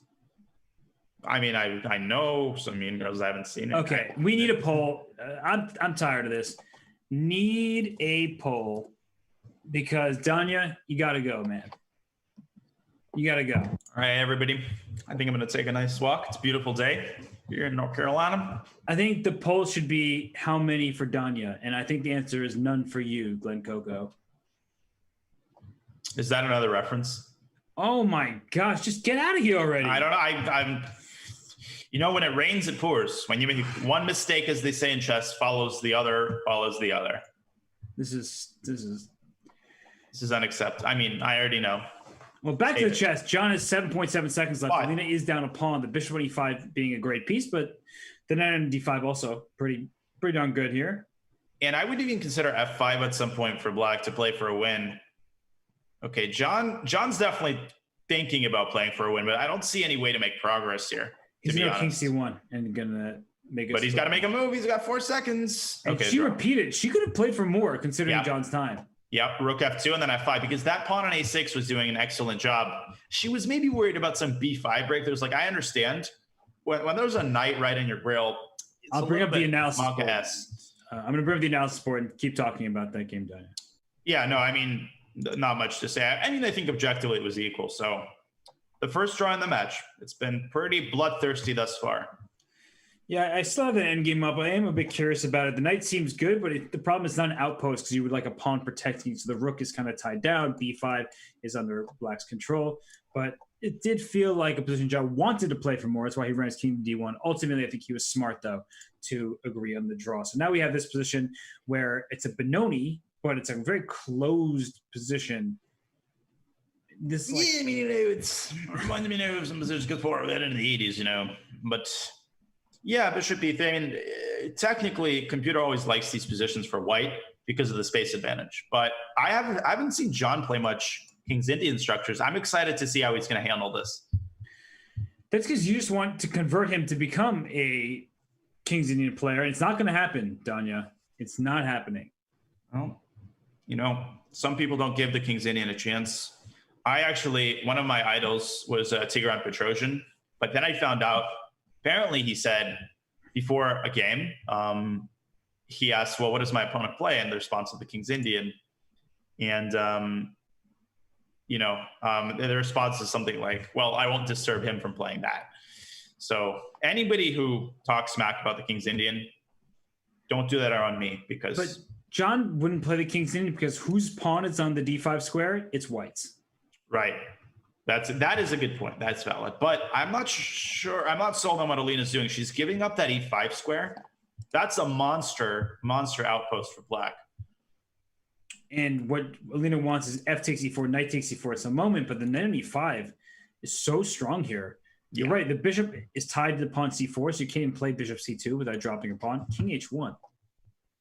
Okay. Very, very zen-like by Alina. She's not worried about that knight. But bishop d7 here for black, and then black could add b5 into the mix at some point. No, John has definitely more than solved his opening problems. The opening problems are now on white's side. No, black is for sure better here, and the knight on e5 is just going to remain there. There's actually no easy way for white to pile up pressure. The one thing you have to be a bit careful about is sometimes there's some exchange sacrifices, right? Yeah. Like a thematic exchange sac on the e5 square to plug a knight on e4 afterwards, but it takes some time. E takes f5, knight e4, and all this stuff. It's not quick enough. I missed another chance for an obscure pun. I said the opening problems are on white's side, but I was going to say the opening problems are on Hassan White's side. Oh, I think about 7% of the chat is going to get that one. Man. Hassan Whiteside, whose defense is overrated, that Hassan Whiteside? Yeah, but he started to shoot threes. I have respect for any center who shoots threes. Well, sure, of course. But how about chasing blocks when maybe you shouldn't do that? Okay, whatever. Let's go back to the chess because your Hassan Whiteside comment. You need to save me from bad puns, and the way to do that is to strictly analyze the game. I don't think I'm going to make any comments that are not directly related to the game. I'm going to bore everyone to death. At least that way, I won't make any bad puns. Does someone Satisfied? have a PhD in Danya jokes? That's a great question. Oh, Anyone has a PhD, which was conferred on you without your asking it to, Robert. so you gave me an honorary degree, is what you're saying? Yeah, PhD emeritus from University of Naroditsky. Can I have a virtual graduation ceremony so you can really? You can. I mean, I'll be following the footsteps of every university now, just in conferring a diploma. Danya, I'm here for it. But queen b6, I mean, look at this b4 square the queen's just trying to come to. The c4 pawn is weak. Knight takes d3 now is a threat with the b2 pawn under attack. I mean, everything seems in some ways to be going right for black, but I am a little worried about the king side. Is some kind of rook e3, rook lift over to g3? Is that in the cards? It is, and we've talked about this before, how when you have one good square, it's easy to assume, oh, I'm completely safe for the rest of the game. But you also made a very good point, I think, about a potential exchange sacrifice. If bishop takes c5, maybe black will even capture with a pawn. I think that is premature. But at some point later, combined with a rook lift, I'm not sure about queen b6. Maybe that's a little bit overly, I don't know, incautious. But John also trying to get his queen to b4, so I understand what he's trying to do. I mean, when your opponent plays a4 and c4, you have the b4 and the b3 square to drop your queen into, attacking the c4 pawn. So I definitely get it, but there is something that feels a bit airy on the black king side, because even bishop h6 immediately should be considered. Even your bishop on d3 is hanging. Oh, because your rook e7 doesn't matter. Oh, rook e7 in the end. We're going to show that. So pull up the analysis board. Bishop h6. If you try to chop on h6. And chop on d3, rook e7 comes, and that is a mating threat here that is disastrous for black. I think that's what Alina's thinking about. But the problem isn't that black's going to take the bishop. I feel like the problem might be black might ignore with rook a8, and the question then is it worth spending that many tempi trading the bishop? I feel like the answer might be yes, but I'm not sure. Bishop h6 makes sense. You're just undermining the defense of the black king. And now John is actually a little bit ahead of the clock. Bishop h6 finally played. And this is just a more difficult position to play from black side because of king safety. And like, do you take on h6? Do you bring your knight back to g6 immediately? Is your f5 pawn going to quickly fall? And if that's the case, are you in huge trouble when that happens? Do you play rook b to e8 now or after taking on h6? Like, there are many questions. And I don't really have the answers. I would not take on h6. I don't like dragging the queen into the game. Okay. And as soon as I say that, of course, the capture happens. Well, now, no, I completely agree with you, Robert. I mean, first of all, white could even consider, I was thinking about sacking on e5, but there isn't quite enough firepower because the rook lift comes too late. Black can always go king h8. Now, there is queen takes d6 with the idea of knight takes c3, queen g3 check, and then picking off the bishop. Or picking off the knight and defending white's own knight. I feel like queen d6 might be strong, but then queen takes c3, right? Rook e5, queen d3, rook f3. It gets crazy. And the queen d1 check, and at the very least, black is temporarily up a piece, but the king is never going to find true shelter on g8. So that is a crazy line. I was also thinking about a simple rook e3 type of rook lift, and after queen takes c3, I wanted to make bishop takes f5 happen. Because my queen protects my rook, the rook attacks the queen, rook g3 checks, queen takes h7, mating ideas, all this stuff is available. That's a very nice move. And John or Alina, she doesn't have forever to make a decision. Sometimes even if you make the right decision, but you have 10 seconds left, it's not good enough. You need to do it fast. I think she's deciding between rook e3 and queen takes d6. That would be my guess. I don't see any other super appealing candidate moves. I thought about rook f3. But it doesn't seem to work after knight takes, and then rook e7, rook f7 seems a little bit too much. I love that you're getting into my sort of wavelength here of sacrificing other people's pieces, because rook is a move that you likely wouldn't really consider in your own game because of all the other tempting options. But yeah, not my pieces. Let's go for it. What about some kind of bishop takes f? No, it doesn't work. I was thinking about that too. I feel like we're starting to reach the same wavelength, to use your term, Robert.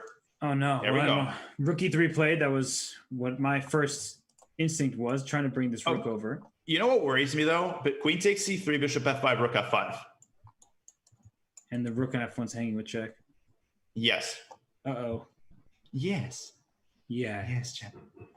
Yes. Wow. I'm not quite sure what Alina Kashlinskaya, Fabiana Kashlinskaya has in mind here.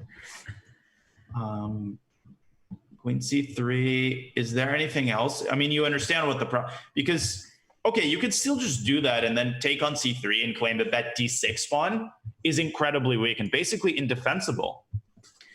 But there's a knight F7 in a timely moment, right? Rook G3.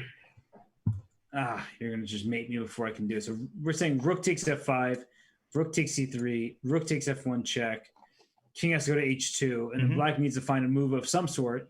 And this is what's happening right now. Yeah, but I mean, maybe just rook F8, and just defend. Maybe rook F8, queen D6, rook F5, take the hit.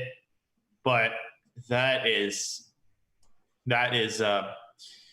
I'm going to use that term for the last time. That is very Monka-esque position for black. Maybe knight G6. Knight G6, that makes sense. Cutting off the queen from the D6 square. But then there's rook G3 or H4, H5, some kind of combination of those ideas. Yeah, no, it just seems, practically speaking, I'm sure there is some defense, but it looks so nasty. Rook E8 coming to protect. Okay, but then rook E3, knight G4, H8, but HG. I'm not saying I love it, but I agree. That's at least something. Okay, but Alina's just grabbing the pawns. That does make some sense. This is going to be a time scramble. Buckle in, ladies and gentlemen. I'm buckling up. I'm getting my seatbelt fastened, and D6 play that gives me queen D5 check. I can push my pawn to C5. Rook D1. Good move by John, but now rook E3, and that queen guards the knight. There's no discovery. What to do for John? John is in trouble. Knight somewhere, but there's nowhere good to go. Knight C6, maybe. Maybe knight D7 or knight C6. I'm not sure which one. Yeah, but that, and John blunder. Well, he doesn't blunder. That's interesting, actually. He tries to build a fortress, but I don't believe it. I don't believe it either. But there's no way to break through on the king side. King G3, King H4, King G5, King H6. I'm not even kidding. Yeah, bring the king in. You've got all the time in the world. I didn't know about that. But C6. C6 wins. Oh. Lena missing some chances here. Now she brings her king. She's got to be careful. There's a lot of forks here, pins, especially when the king is this close to the queen. Queen H6. Queen. Okay, watch out for rook D5 check now. Queen H8 though. Okay, rook E7. Don't get checked. Whoa, rook bishop E7 E4 repeats. Oh, you have to go bishop E4 now. Now move it. John's got to move the king. It's a king B6 and then bishop E4, right? I guess, but John with no time on the clock. C6. Rook E6. Look at Alina finding that move instantly. Yep. She's going 5. And you stop the pawn in its tracks. King takes C5. Take the pawn and just call it A5, A6, and it's over. Rook Queen F6 was good here, but okay, this is just good enough. A7 and okay, Alina A7. Mopping up here. What a move. A7 couldn't take because of Queen B8 check. Wait, but don't take on B7. Oh, wait. Okay. There's some chances here. I don't think you actually are in time. Yeah, you're right. King G8. If you can put that rook on G6, sometimes you can make a draw, but here the queen will be able to take, especially with 2 G pawns. Yeah, but still, I mean, Alina needs to be a little careful not to block King F. I would play King F8 there. Queen H6. To pin. Queen 8. Okay, Queen H6 and G6 is. There's some. Whoa. That was funny. I don't know about that. I think Alina's playing with some fire here. That was amusing. Like, please take my queen is completely. John's like, no, get out of here, King E6, get out. Rook A8, come on. Rook A8, Queen E6, Queen E5, Queen D5 is Queen the rook. Nice. Whoa, oh my gosh, that is evil. Oh my What a way to end that. All right, we're going to pull up an analysis board. Kidding me? That was ridiculous. And what so well calculated, there's no stalemate because of that pawn. So if you take, you have to push your pawn, then G6, G7, and you queen and win the game. But I wanted to point out that it's funny because I was thinking of a little ladder, Queen E6 check, Queen E5 check, Queen D5 check, and then picking up the rook on A8. That was good too. She saw Queen F7, Queen F8 so quickly to liquidate into a win. So let's go to the live game. We see that Alina's pawn is on B4. So this is like Kramnik style, right? D4, knight F6, F3, D5, and then playing for B5. Didn't Kramnik just do this as black a lot? Yeah. This is actually a pretty good line. It's hard for white to handle this position because that pawn on B4 is lodged in white's throat. And by the way, this probably will be the last game of the 5-minute segment. A very, very important game for John. A loss would be not disastrous, but incredibly unpleasant because the momentum right now, especially after a win of that quality and with those types of tactics, is firmly on Alina's side. So we'll see how John handles this. C3, okay. Trying to liquidate the queen side. Yeah, just being solid. Oop, I made the wrong arrow. Just trying to protect everything one by one, the pawns here. And knight d7 played by Alina. So is the bishop coming to a6? Very likely to put pressure on the e2 pawn. But I'm always annoyed in positions like this, Danya, that I want to play rook b8, and I sometimes forget that there's a bishop on f4 stopping me from doing so. That sounds like a you problem. But no, I actually agree. That bishop, especially in combination, now a5, I think, is an important move. And this is what I'm talking about, though. When you sort of get this exchange Slav with the knight on d7, and a5 played, good move, and bishop a6, also a good move. But sometimes you regret having this knight on d7. Here it's probably fine, but there's so many variations that I've seen where you just, after knight goes d7, then you finally take on d5. Right. That's a good point. And they're kind of playing this cat and mouse maneuvering game. They're trying to... Okay, knight d2, of course, trying to get rid of that knight, knight e4. And I would even...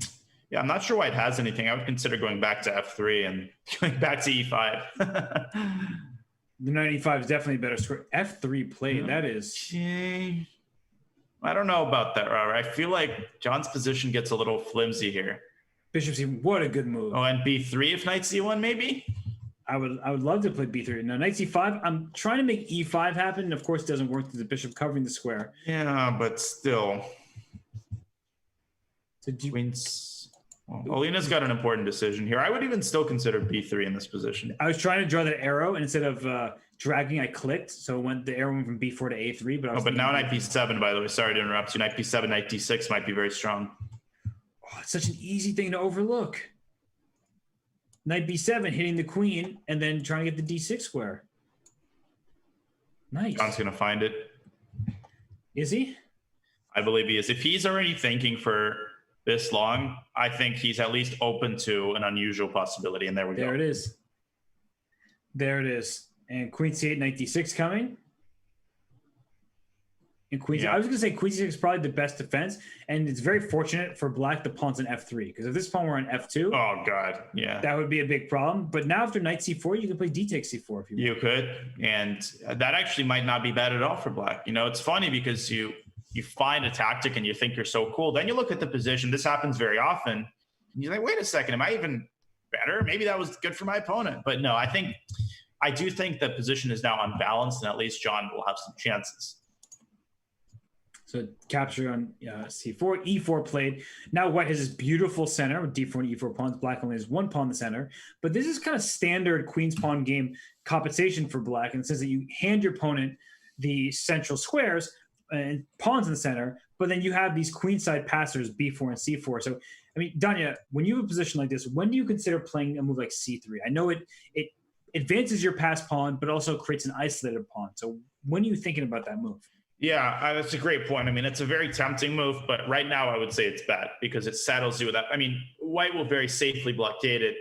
I would first try to make a move along the lines of rook a to c. Okay, so Alina plays it. I mean, I personally, I think it's a little bit too much of a risk, but I can also understand why she would play it. I mean, John has to distract himself from that t4 pawn, which could also become a weakness. So I'm not going to say this is a mistake. I think it's not necessarily something I would do, but it has its perks. It is a position, though, if you could play a7 to a5 and then push the white pawn back to a4, black would be so happy to put the bishop on b4 and protect everything. The issue is once the bishop gets to b4 now, it's not as grounded, right? It's not just protected by a pawn. So that a5 move from earlier, you can see it paying dividends even now, thanks to black not being able to play that move herself. Rook b8 is strong. If rook fc1, there's rook b2, and you can't capture on b2 because that rook on a1 will hang. So, ooh. I'm not sure who the trade of rooks actually favors. Might be black. What if I take and go c2? I was wondering the same thing. So rook b1, c2. You probably should play rook c1, then rook c8. And your pawn is protected with bishop f1. Queen c3. You're just bringing the queen in too quickly. And bishop a3. Oh. I see what you're getting at. Don't worry. Alina, though, h6. So she's not, I guess she's not, she doesn't even have to operate with a big sense of urgency because at pawn on b4, you mentioned, Robert, a great point about the bishop on b4, but it's not like black's necessarily in danger of losing that pawn right now. Right. and e5 played. So finally e5 happens, and she's just trying to open up the dark square. So if d5 and eventual bishop c5 is what she's relying on, but also to queen c7, protecting a7, threatening bishop c5. I like black's position.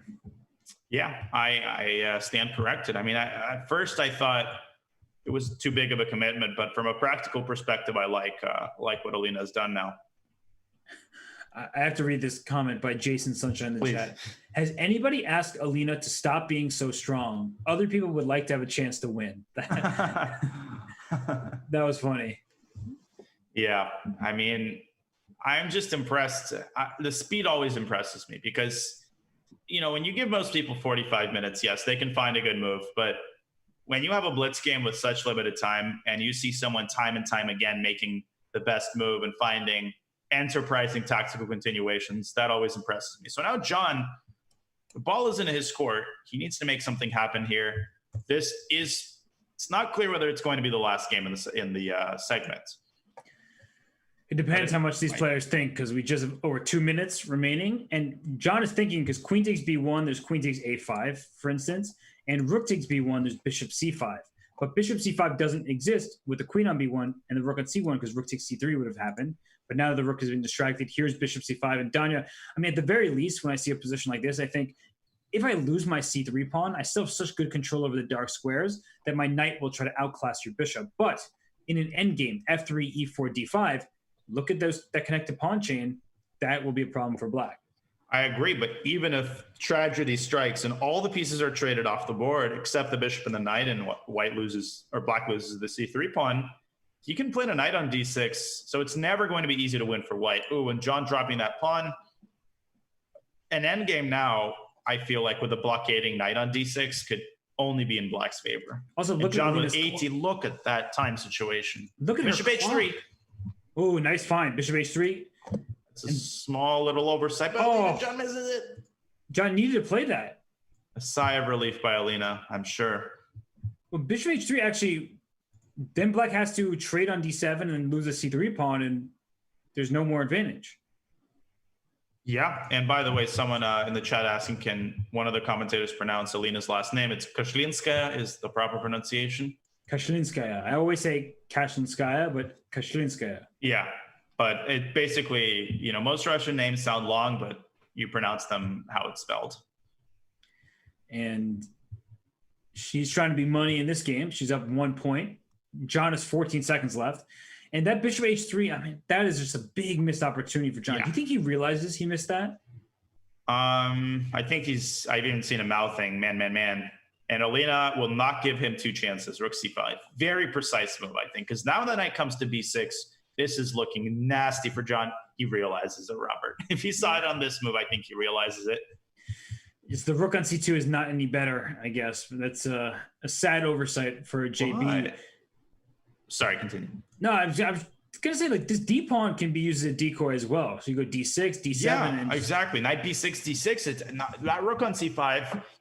Queen on a1 is slightly tied down to that rook. And is there some kind of queen a4 here, but then just rook c1 back?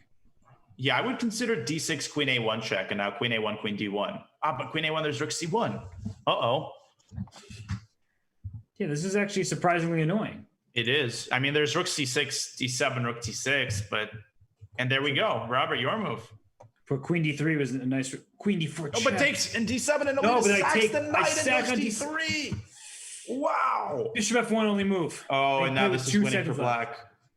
Well, that was so nice because d7 you sack the knight and then the pawn pushes. That's why John went bishop f1. But here, look at Alina go. Taking away e5 is a possibility. King e8, king d7 should just win. Yep, you don't want to go rook c6 because of e5, but Alina patiently bringing a5 just shuts white down completely. Yes, this knight c8, I guess, also did the trick. Just collect all the pawns. John, look at John, but c2. c2. We're on the same exact page. Yeah, wait a second. Has Alina gotten tricked? And Alina just needs to find c2 because she assumes that it's not a move, and there we go. And it's one check. You move your king out the way. The best that John has is sacrificing the bishop for c2. The time is up in the 5-minute portion, by the way. Yep. So Alina will be up 2 points. And in the grand scheme of things, given how evenly matched these players are, that is a lot. What a performance by Alina in the 5-minute portion.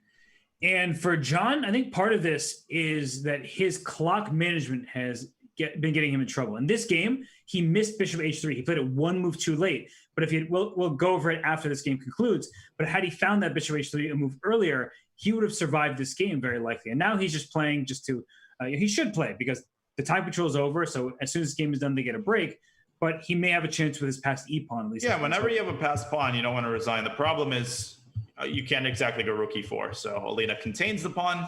Now king c7, and John can resign. And John will resign, I believe, right now. And there we have it. So I'm going to go back just briefly to that moment so we can show everybody a missed opportunity. And it's an instructive point. We don't want to harp on players' blunders or anything. But rook c2 is a move that just says, I'm blockading your passed pawn. You're not pushing it. But bishop h3 right away. Hit this knight on d7. The knight on d7 can't move because behind the knight is this rook on c8. And if you play a move to defend the knight, either queen c7 or rook c7, I take your knight, you have to take, and you lose your defense of this pawn on c3. We restore material equality, and that makes sure that the worst is behind white. And it's a missed chance for John, and, well, he still has plenty of time left in this match. We are going to go on a break, but when we return, it will be the 3+1 time control of this IM GM Speeches Championship match brought to you by Chess.com.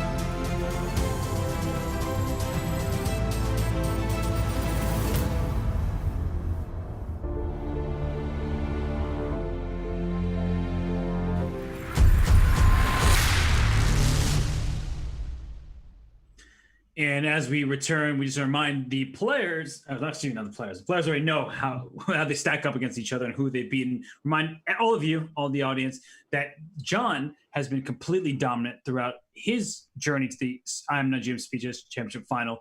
He won 20-6, 15.5 to 7.5, 15.5 to 6.5, no close matches. But Danya, you look at Alina. Do you think that because she's had a close match in the opening one, and even in the second match, it was a 5-point win at the end, but it was tied going to bullet, does that actually favor her in what is going to be assuredly a close match today? Yeah, I actually think it might, because, you know, the more she's winning these matches, and she's winning them by wider margin, you know, even Alina pointed out, she's gaining confidence and she can just see herself improving. And when you see yourself playing better and better and winning by wider and wider margins, her opponents being, you know, equally or stronger than the last opponent, that confidence really, really helps. We've talked time and time again about the psychological undercurrent of these matches. So, you know, John's got some serious work to do here. Yeah, let's remind everybody about the overall bracket, because there were 16 fabulous players. We're down to the final 2.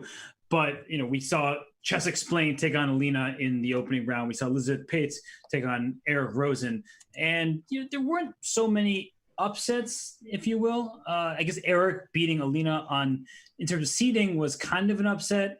But Eric, being the much more experienced as an online Blitz player, it wasn't too big of a surprise, I'd say. But throughout this, I mean, John and Alina have just, from the very beginning of this, I feel like they were the two people that everybody was keeping their eyes on and looking out for, right? Yeah, I mean, we could immediately tell. And Alina played that very, very close match against Christoph, who, by the way, played his heart out as well. But, you know, they are both incredibly strong classical players and incredibly strong Blitz players. So it's not that it's a surprise, but, you know, we don't want to minimize how interesting some of those other matches were. They might not have been upsets in the end, but we've been treated to so many incredible moments.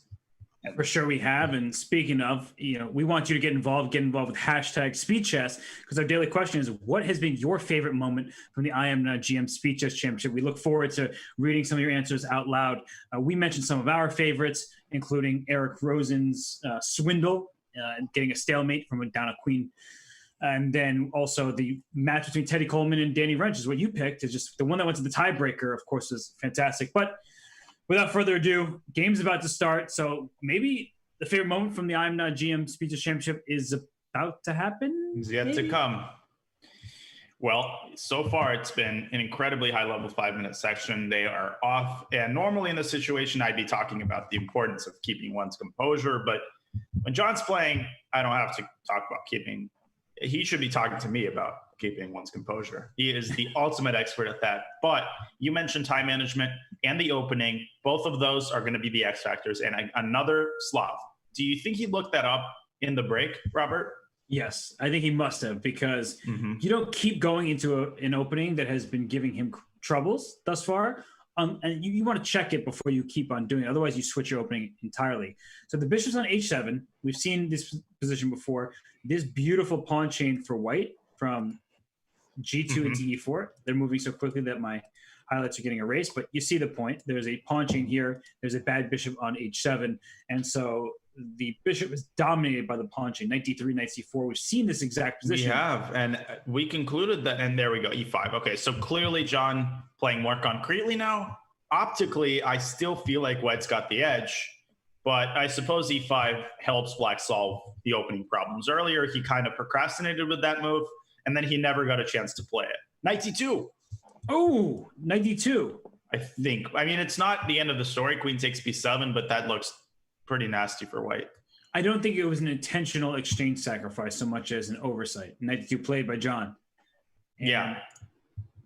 And see, the good thing about when you look up a line and your opponent plays a move that looks really good, you know in your head that there has to be some sort of a refutation. So it's easier to find, it's almost like someone taps you on the shoulder. That's why, you know, it's easier to solve problems, because, you know, there's a tactic. Ooh. Okay, so the point is the knight is trapped. And what Alina wants is to play knight h2. Please do that. So when I take knight h2 back, I have these, pawns in the center that at least give me some compensation. But of course, John is much better. But I like your point there, Danya, that when you look up a line and it'll tell you, oh, white is slightly better, but queen b3 wasn't the recommended move. But then your opponent plays queen b3, and you're like, wait, why was that not recommended? There must be something. Exactly. And then you have knight d2. Okay, so John prioritizing the pawn on e5. I still like knight h2 because that would have also kind of, disrupted the safety of white's king. But queen b8 is an interesting move. If f4, I would imagine then he would play knight takes h2. I think so. But I would play f4 if I were early, and I don't see an alternative. You don't want to give the e5 pawn because you play bishop takes f1 and then knight takes e5. There's bishop g3, but then there's bishop d6. So black is just up in exchange cleanly. So even though black is going to be better no matter what Alina does, she just wants to make this as convoluted as possible. She does play f4. I actually do not like her time management, though. She spent 42 seconds to play f4. Yeah, that's a movie, basically. I mean, you should determine that there's no pin, as you pointed out, but once you do, you need to play this quickly. That's one of the chances Alina can have in this position, is if she can make John think and start doubting himself and get into time pressure. Because John or no John, as composed as he is, without a doubt, there must be some sort of self-questioning, confidence issues that might be entering into his head. And compounded with time pressure, that can be a dangerous force. And there's some very legitimate practical issues. Now, f5 is a big move for white because my pawn e5 is now defended. And once I go f5, am I going to play e6? Am I going to play f6? Is your king really safe? And f5 by John was not expecting that at all. I mean, I don't dislike this move because he's trying to open the position up. He's got the extra exchange. And now on knight takes f6 and he starts attacking. That pawn on e4 and f4, those pawns are both a blessing and a curse. Yeah, knight f6, you would like to get your knight to h5, but the bishop on e2 covers. So I would play knight to e5 perhaps for Alina, protecting e4. F5, that's bold. Well, they say fortune favors the bold, right? Yeah, but I'm worried about queen e8 and then but bishop knight e4. Knight f4 coming. Oh, and maybe into e6. A little annoying, yeah. Whoa. e5, bishop c7 probably he wants. Oh, gosh. I mean, that just, it scares me to see him. Very scary. Yeah, for sure. So rook f1 to protect the pawn on f5. Is this going out of control for John? But then knight d7. And if you can't hold that e5 pawn, you're in big trouble. Yeah, the pawn e5 totally pinned to this bishop on g3. And your pawn f5 is also under attack, so knight d7, I like your move.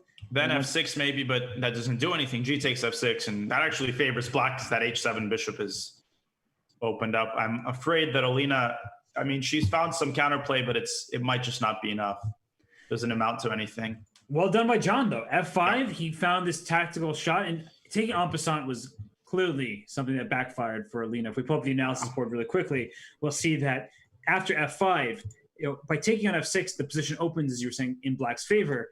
Maybe if you just played a quieter move like bishop to f3 or something, just defending the e4 pawn and saying that I like my chain on f4 and e5. It's limiting black's pieces. They're restricted.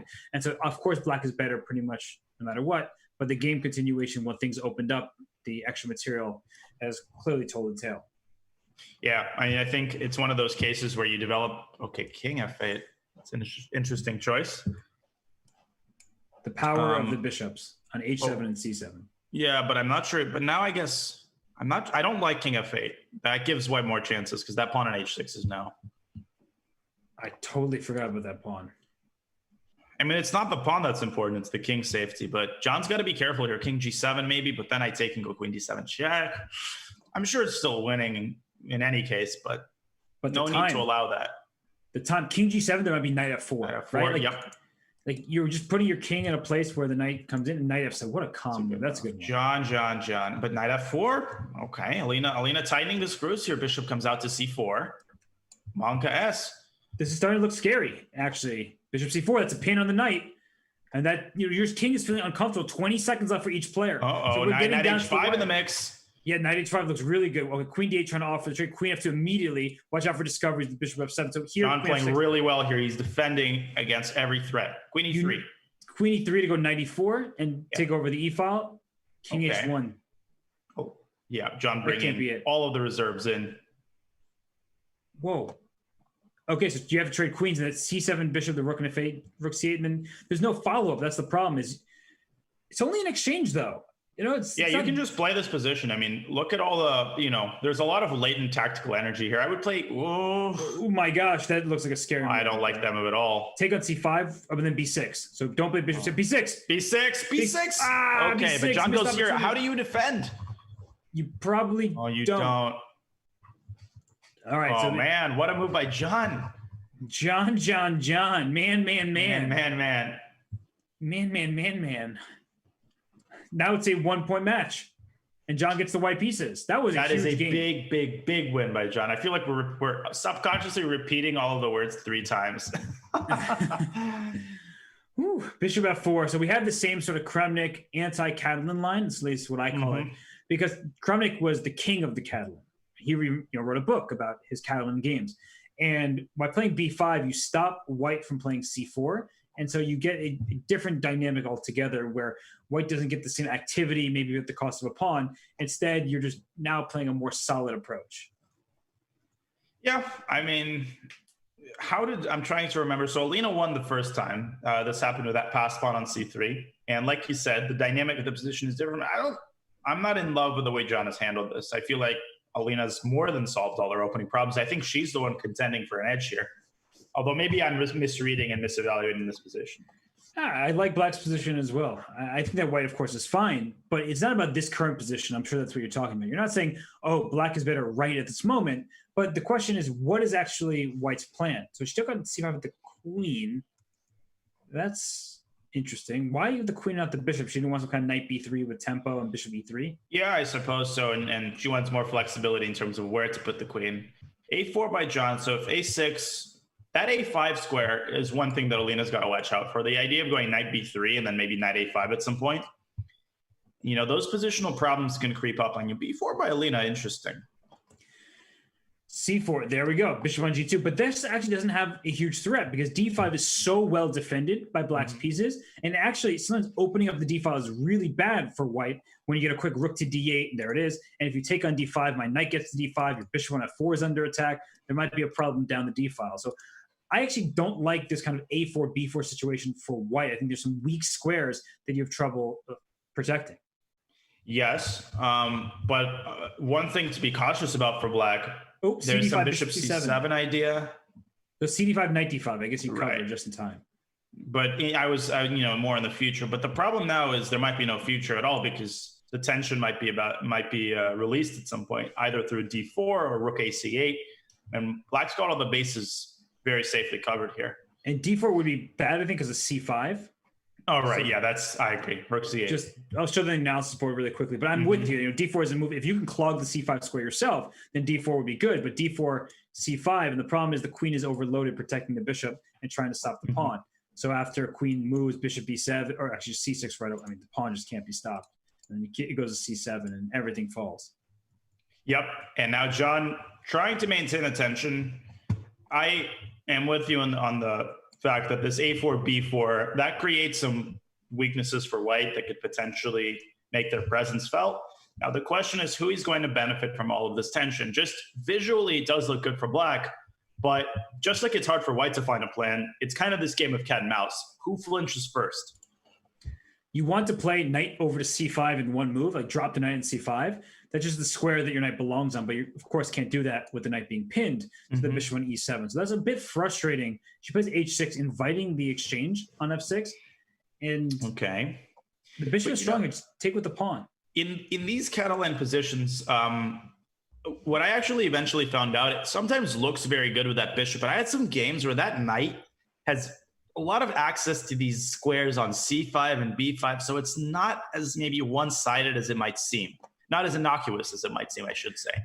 And actually, if the queen moves out the way, you can play b3 and lock that knight in a light square. It shows the knight's dominance over a bishop because a bishop can only stay on its color complex, in this case, the dark squares. And that's why I was thinking about pawn takes d5 instead of taking with a piece on d5, because when there's a knight on d2 and a pawn on d5, that pawn would have, if we just go back in time, like a pawn takes d5 limits this knight's ability to maneuver. Yeah, and now we should point out that queen takes b4 meets with rook d1 check, and Black picks off the pawn. a5 by John, driving a wedge in. I kind of like the way this is transformed for John. Alina trying to orchestrate active counterplay. If h4, maybe even bishop takes h4. Yeah, h4 is not a very John-like move to allow bishop, or g5 is opening up the king. But h4 for black is just this is the alpha zero influence where you see players. I mean, this is not just I've said this. People have been doing this for a very long time. But h4 makes it just to make the white king side feel a little bit less safe.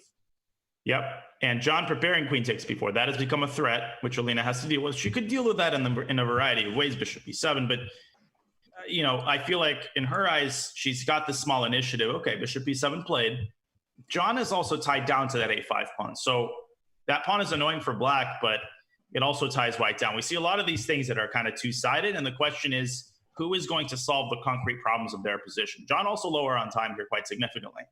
And I want to answer that question about b4 being hanging just to show, because you made the point, I didn't show it on the board, that b4, there's rook d1 check, you have to take on d1, and after queen takes d1, king g2, queen takes e2 was the problem. So b4 was hanging, but the e2 pawn is more important, as the white king would feel very unsafe in that transition. Correct. h4 by Alina. Here we go. And, you know, you might say, well, what is the threat? There's no immediate threat, but you pointed this out, Robert. It's just the accumulation of small tactical ideas that eventually come together and allow some sort of a combination. But John, for the time being, holding everything together. Even h3 check. Yep. Uh-oh. And there's a timely bishop c5, hitting f2. You're just poking and prodding. Look at the clock, 20. Oh, king f1. I would even consider taking and going king f3 there. King f1 I didn't like at all, because now rook d1's mate, if you allow it. Oh my goodness. And knight e3, but now rook a5 was possible. Alina going for the direct idea. Queen a5 here. Queen a5, but then bishop f8. You can get away with it, but it looks very sketchy. King h7. It does. King h7 might be a smart move. Yep. Very much in the spirit of the position, just making sure all the bases are covered, because John really wants to trade queens here. Right. Queen c8 to trade queens to safeguard the white king. Bishop g5 is probably tempting her as well. She plays g6. Okay, she allows the queen trade. And king g7 and take with the bishop. But now takes a knight c4. Uh-huh. And everything is covered. Look at that knight covering the d2 pawn and covering the a5 pawn, rook a1 even. So rook d3? Okay, I thought rook why d3 John gave that away, honestly, but okay, I can see what he's trying to do. The bishop stinks. I mean, it's just such a rook what if you c4 take on c4? And so yeah. Knight b6. Oh, rook c1. We both had the same reaction. Oh my goodness. We're calculating the same stuff now. But watch out for rook takes c4, because you give up. Oh, bishop g1. Bishop g1. Bishop g1. Yep. Bishop g1. Oh, but now still it's so rook d3 check. Yeah, no, this is and b3 that starts to collapse. It's not over yet. Whenever you have the knight, you have counterplay. Bishop g1 here. Oh no! Now it takes. That was a bad move by Alina. This can't be winning anymore. King f8. Are you sure though? King d7. So you're gonna give up the f7 pawn? Yeah. Okay. And then John's got to take it now. Rook. Yeah. Rook f8 though. Rook takes c6. King c5. Rook. This might be winning for white now. The rookie. Yeah. Oh my gosh. I think it is going to be. It's so unclear. It's so messy. Oh, this is bad for black because. Are you sure though? King h3, b2, f5. Maybe John's got to start pushing his pawns. He doesn't have forever, but this got to be winning for white now. Take h2. e6. No, this is winning. And king f6, f5. The snake-like pawns. It's winning. e7. Are you sure though? I'm not entirely. It's not king that e5, f5, f6. Oh, look at Alina. That was tricky. But here comes f5, f6. That king on e5 is out shouldering its vis-a-vis. That's such a strong king. And there we go. That's a painful loss for Alina. Wow. That was, I mean, Alina was winning. Yeah. She really was winning this game. I feel like she played it too safe. She thought that she would have chances in that rook endgame, but all of a sudden she had to decide, do I sack the pawn or do I go for a draw? And at that point, her ambitious instinct kind of went a little bit too far. Wow. We'll pull up an analysis board because I want to show that moment where she missed bishop g1 and just the way John was playing. You know, he had the knight on c4. He had everything under control. And this new game I see is going very quickly. So I'll just show it just for a quick second on the analysis board from the last game. Was that in this position with f4, the problem is bishop g1 picks up h2. So she could have just gotten away with that and then played on the queen side later. What she did was probably good, but unfortunately she was all in for the win. And then it results in a loss. So now this knight comes back to d7. We saw knight d3, knight c4, and e5 last time for JB. Do you think we're going to see this again? I think we might. And you said she was all in for a win. I say she was all in Alina for a win. Okay, let's watch that down. Now, she's not going to play queen b3 again. She's going to take. And I still think white's better here. I don't like that bishop on h7. I feel like in the long run, the fact that it's out of the game, it can't be good in queen c2, queen b3. It's an easy position to play for white, but maybe John has understood the concrete ideas of the position. At first glance, it certainly looks better for white. And this decision to go rook a to d1, try to go f4, rook f to e1 at the right moment to expand. But as soon as you try to play f4, the e4 square and the pawn that's on it becomes more of a target. So king h1. Maybe you want to go king h8 and f5, solve the problem. But maybe John's not concerned about that bishop at all. I don't know. King h8 played. f5, though, even if you get that move, then white plays f4 and maybe e5. I agree completely. I also thought maybe bishop g8 and f6, but that also has its own weaknesses. So maybe just have the possibility of that open. Bishop g8 is a hilarious move that, often is a good idea, but it just looks so ridiculous. Well, thank you, Robert. It means a lot to me. No, I'm supporting it. I think it's a good choice, but for most people would not. Backpedaling, I see. I'm not backpedaling. The bishop would be backpedaling, but I wouldn't be. That's a good one. Bishop g f6 play. Look at that. Danya, you're 100% correct. Man, everything from the moment John got out of bed this morning, he put on that shirt. I don't know. We're on the same wavelength with John. And I like Steve 503's comment. He's wearing the lucky Midwestern flannel that's worth a pawn. Completely agree. Compensation. Compensatia because of this. Compensation, right? Yes. But okay, I think here maybe Queen C2. And Kramnik would say, no, but white is winning. No, but I mean, okay, but I think, no, but somehow you put the knight on d5 and okay. No, but it doesn't matter that sacrifices a knight. I think white's still winning. You play bishop g4 here? Alina's got to be careful. Knight c5. The knight c5 is happening. I think f4 might have been premature, but I'm not sure. Maybe f5. f5 to give yourself also the d6 square in the event of a knight c5. Right, I was thinking about making that work, but how? I don't know. How about bishop f3? Can we start calmly? Okay, so let's say knight c5. Then I was going to go queen to c2.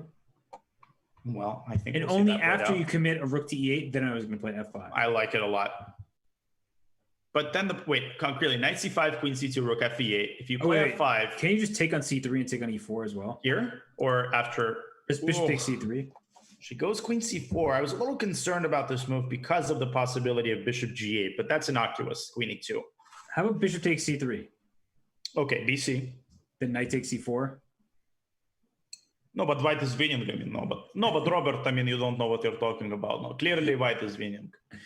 Oh my gosh, this is tilting. I mean, John was down 2 games entering the 3-minute portion, and now Alina, who is even right now, but once knight takes on e4, I mean, John is in the with the advantage. Yeah, no, you're absolutely right. Knight takes g3 is of course checked. Not that that's even necessary. f5 can support the knight, although I would be careful about playing that move. You're absolutely right, Alina. These tables have turned imperceptibly, all of a sudden tied, and John with the advantage. That's just how it works in these matches. But opposite color bishops, so Alina still has plenty of chance to survive a position like this. And John is thinking, do I just trade queens? No. He wants the bishop on e4 because if you look at the quality, when you have opposite colored bishops, right, you think about who has an attack, who has the better bishop. The bishop on g3 would love to get to d6, but that's just a skewer. I'm not going to allow that to happen. The bishop on d5 is sort of a permanent nuisance. Ooh, c4, though, is what Alina's trying to accomplish next. Yep, maybe queen f7 in that regard, but this is definitely not a one-sided position. I mean, John needs to do some serious work here to win this. Maybe queen c5. Queen c5 or queen f7. I like both of those moves. And queen c5 play. Look at you. You're speaking to JB. I'm telling you, something about this morning, something about these shirts that started me off. I started being confident that I could, but wait a minute. Before I pontificate any longer, what if you just snap on c3? I was thinking the same thing, because bishop takes h6 ideas are a little bit too slow. Yeah, I don't really believe that. Now, John, knowing John, might do something like bring the rook in, rook a8, but and if he plays that move, that's going to be creepy. No, he takes. Queen takes c3.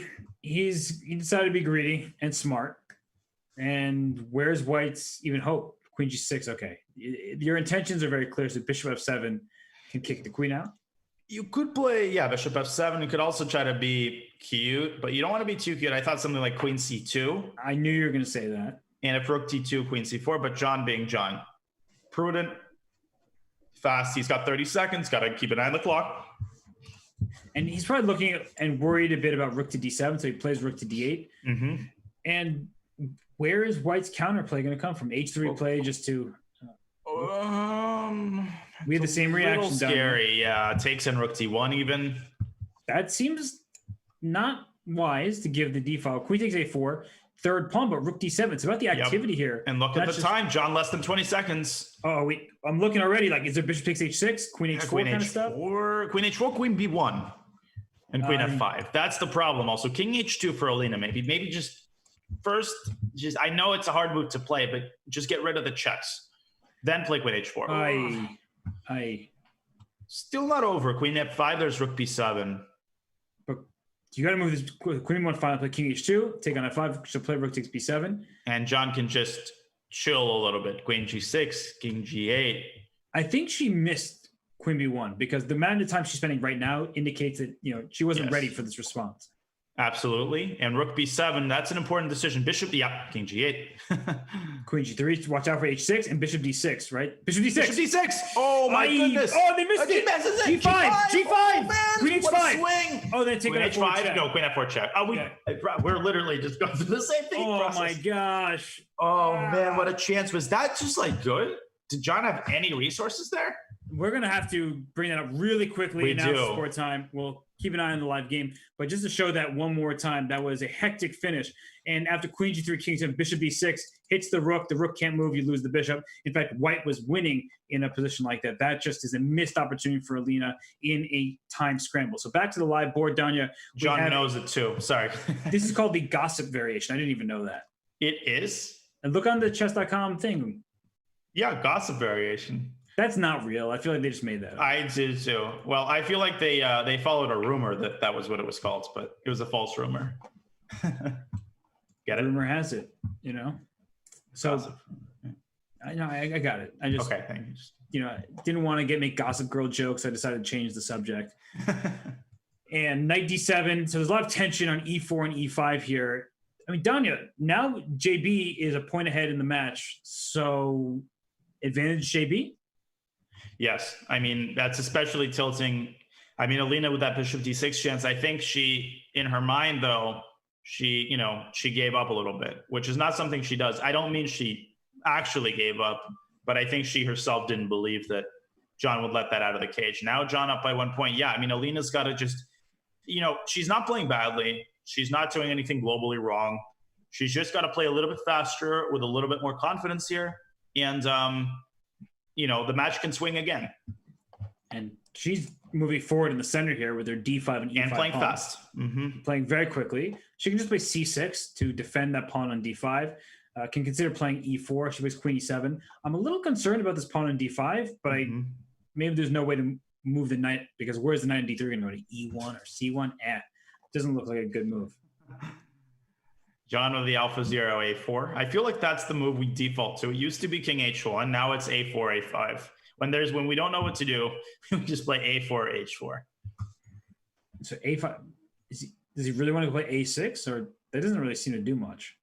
Well, maybe Queen C3 preparing A6, although that's so artificial. That's painfully artificial. Then he takes D4. He's going to play Rook E1, I think. So Rook F to E1, and then at what point does Black just play E4, then go G5 and push all the pawns? This is uncanny. I feel confident now that I can predict his moves. You feel confident in yourself or in John in this match?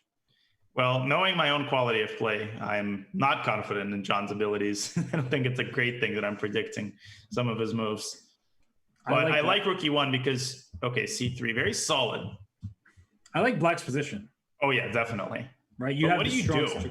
Do you play C5 at some point? That weakens the D5 pawn. So I actually wanted to have my pawn on G5 and then put my bishop on G6 and play H5. I would love to expand more on the king side, but H5 now feels a bit dubious just because it doesn't have a threat. Oh my gosh. Oh, I'm telling you, that's just what people do. So what is going on? Are you like preparing / telepathy with John. And you're Alina. That's crazy. I feel bad for Alina because, having the same thoughts as me and with the chessboard, not ideal. You've got to watch out. D takes C5 and knight C6. Bishop takes E5 though. Yeah, but I understand. But then still knight C6 takes and queen E6 at maybe bishop C4. Whoa. You're going through variations. I gotta pull up the analysis board just so you can get through. So D5 instead of H4 is what you were saying. And after DE5, F5, bishop E5, you're saying knight C6? Yep. Knight takes, queen D5, queen E6, bishop takes the queen and bishop C4. You have 2 pawns. I'm not sure what to make of that position. And John, of course, doesn't do it. But now queen D1 from John. He's attacking that pawn. And Robert, wise words, yes, he does it. Queen F5 loses to bishop D3. Queen F5, bishop D3. Then you can't go E4, so queen F7 protects. Okay. Yeah, queen F7 is safe and sound. Bishop F3 start massaging. He sees that idea of knight takes C6. I'm telling you, and maybe move the king away if you're Alina. So king H7 or king H8? Yeah, but I feel like the tenor of this game is turned to John. Do you agree with that? I completely agree. And the other move that I'm thinking about is rook to D8 potentially, just to protect D5 by allowing my bishop to take on E5, where my rook will then be an additional defender. But it's not seeming great for Alina because she can't take on B4, just C takes B4. She plays king H8, avoiding some of this knight C6 stuff. Right. But it's also not easy to see what white does. Yeah, you've got to find a move here. You don't want to move the queen away from D1 because it's tying down the queen on F7. Maybe just bide time with rook C1, but that's not a satisfying move. And then that A6 pawn is also in the mix. Yeah, as soon as the rook goes king away. H1? King H1. Just, okay, bishop E2.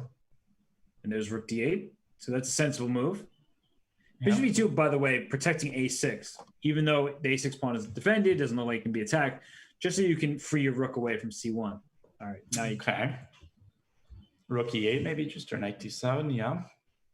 And now I would play, John's got to consider E4, but the problem there is black takes and goes F5.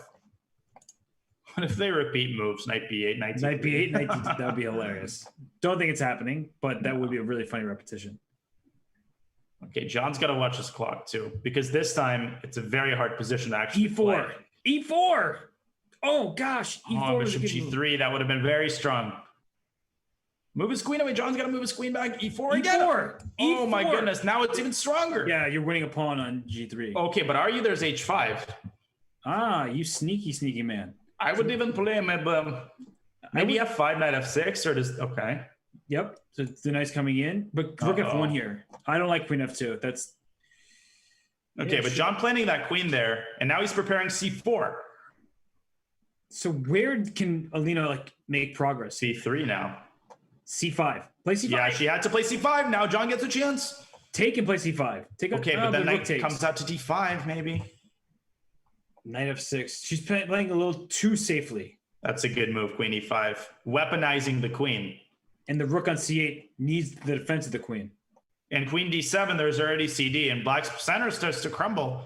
Now Alina's starting to dip down on the clock. Rook E8, maybe? Play rook E8? Yeah, but then, I feel like that's the lesser evil. Then John's going to take and give a check on C8. He's going to gain some time. Okay, she plays for 4 seconds. Take. Keep taking. And rook C8, rook C1, double. All right, king H7, rook C1. Nice, you're finding it.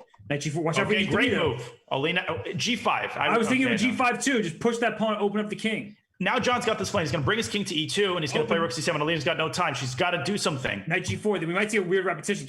Oh, knight rook back. C7. John's going to go for it. Take it, and rook takes G3. Oh, now it takes a knight D5. Rook F4. G6.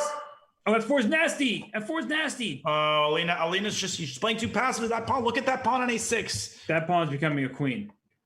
Alina's got to find a draw, some sort of. Oh, she's trying for that mechanism, like rook G2, knight F3. So knight John's got to go for knight D5.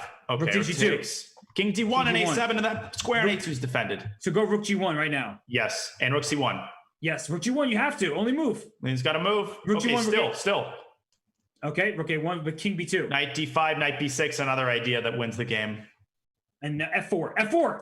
She's got to do it. Knight C6, rook B8. She still has some chances. Rook A1? Is the king checkmated? No, that's king B2. Yeah, I think she thought so too. But takes and go rook c1. I mean, force him to mate you. And no. Or lose on time. What a game. Wow. That was winning another one. That is gotta be so tilting for Alina. That was electric. Incredible tension. And John with 5 seconds on the clock. Kudos to John. He found he was more direct and more decisive than Alina. I think Alina vacillated in terms of what plan to choose. And, things were going her way, but she hesitated too much. And it's fascinating that in this 3-minute portion, John has won all 4 games thus far, because that one was a total toss-up. We thought that, John was, really putting pressure on some square c6, that pawn a6 eventually became a queen. But it felt like Alina was handling it very well. She got the e4 break. She took on g3. But somehow, I wonder if she felt like she should be better, as I did. I was saying, g4, by the way. I was saying she must be better. And then it wasn't easy to actually figure out. So now g4 played by Alina, and I don't think she's tilting. I think it's just a good move. No, she's playing fast, and she's consciously decided to play faster, which is the correct thing to do. The time really has cost her in this.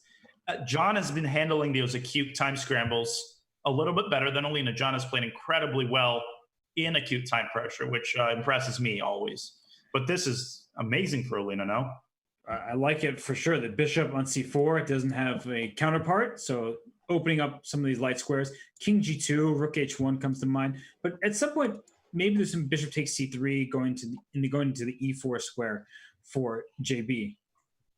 Yeah, king g2. There we go. Man, So I think we should rook whisper, h1. John whisper. Rook h1, queen to the h file. That's of course an idea. But how does white accomplish everything? Is it just that simple? You play rook h1 and queen f4, pawn f3, queen h6, and just go checkmate? No, but somehow I think, somehow white is winning. I would say rook h1 is obligatory. The thing is, then maybe John takes on c3 and goes queen e4. Oh, wow. Whoa.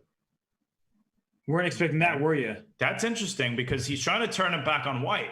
So gh, knight h5. The problem is there's this one check on g5, Robert, but the king can tuck itself away on f1. And Alina doesn't even allow that. Taking away the g5 square, gaining more space, limiting the black pieces. The knight on d7 would love to go to e5, so I'm thinking of c5 maneuvers. He can't because the white knight comes into d5. But my point was that if c5, knight e5, all of a sudden black's pieces are jumping into the position.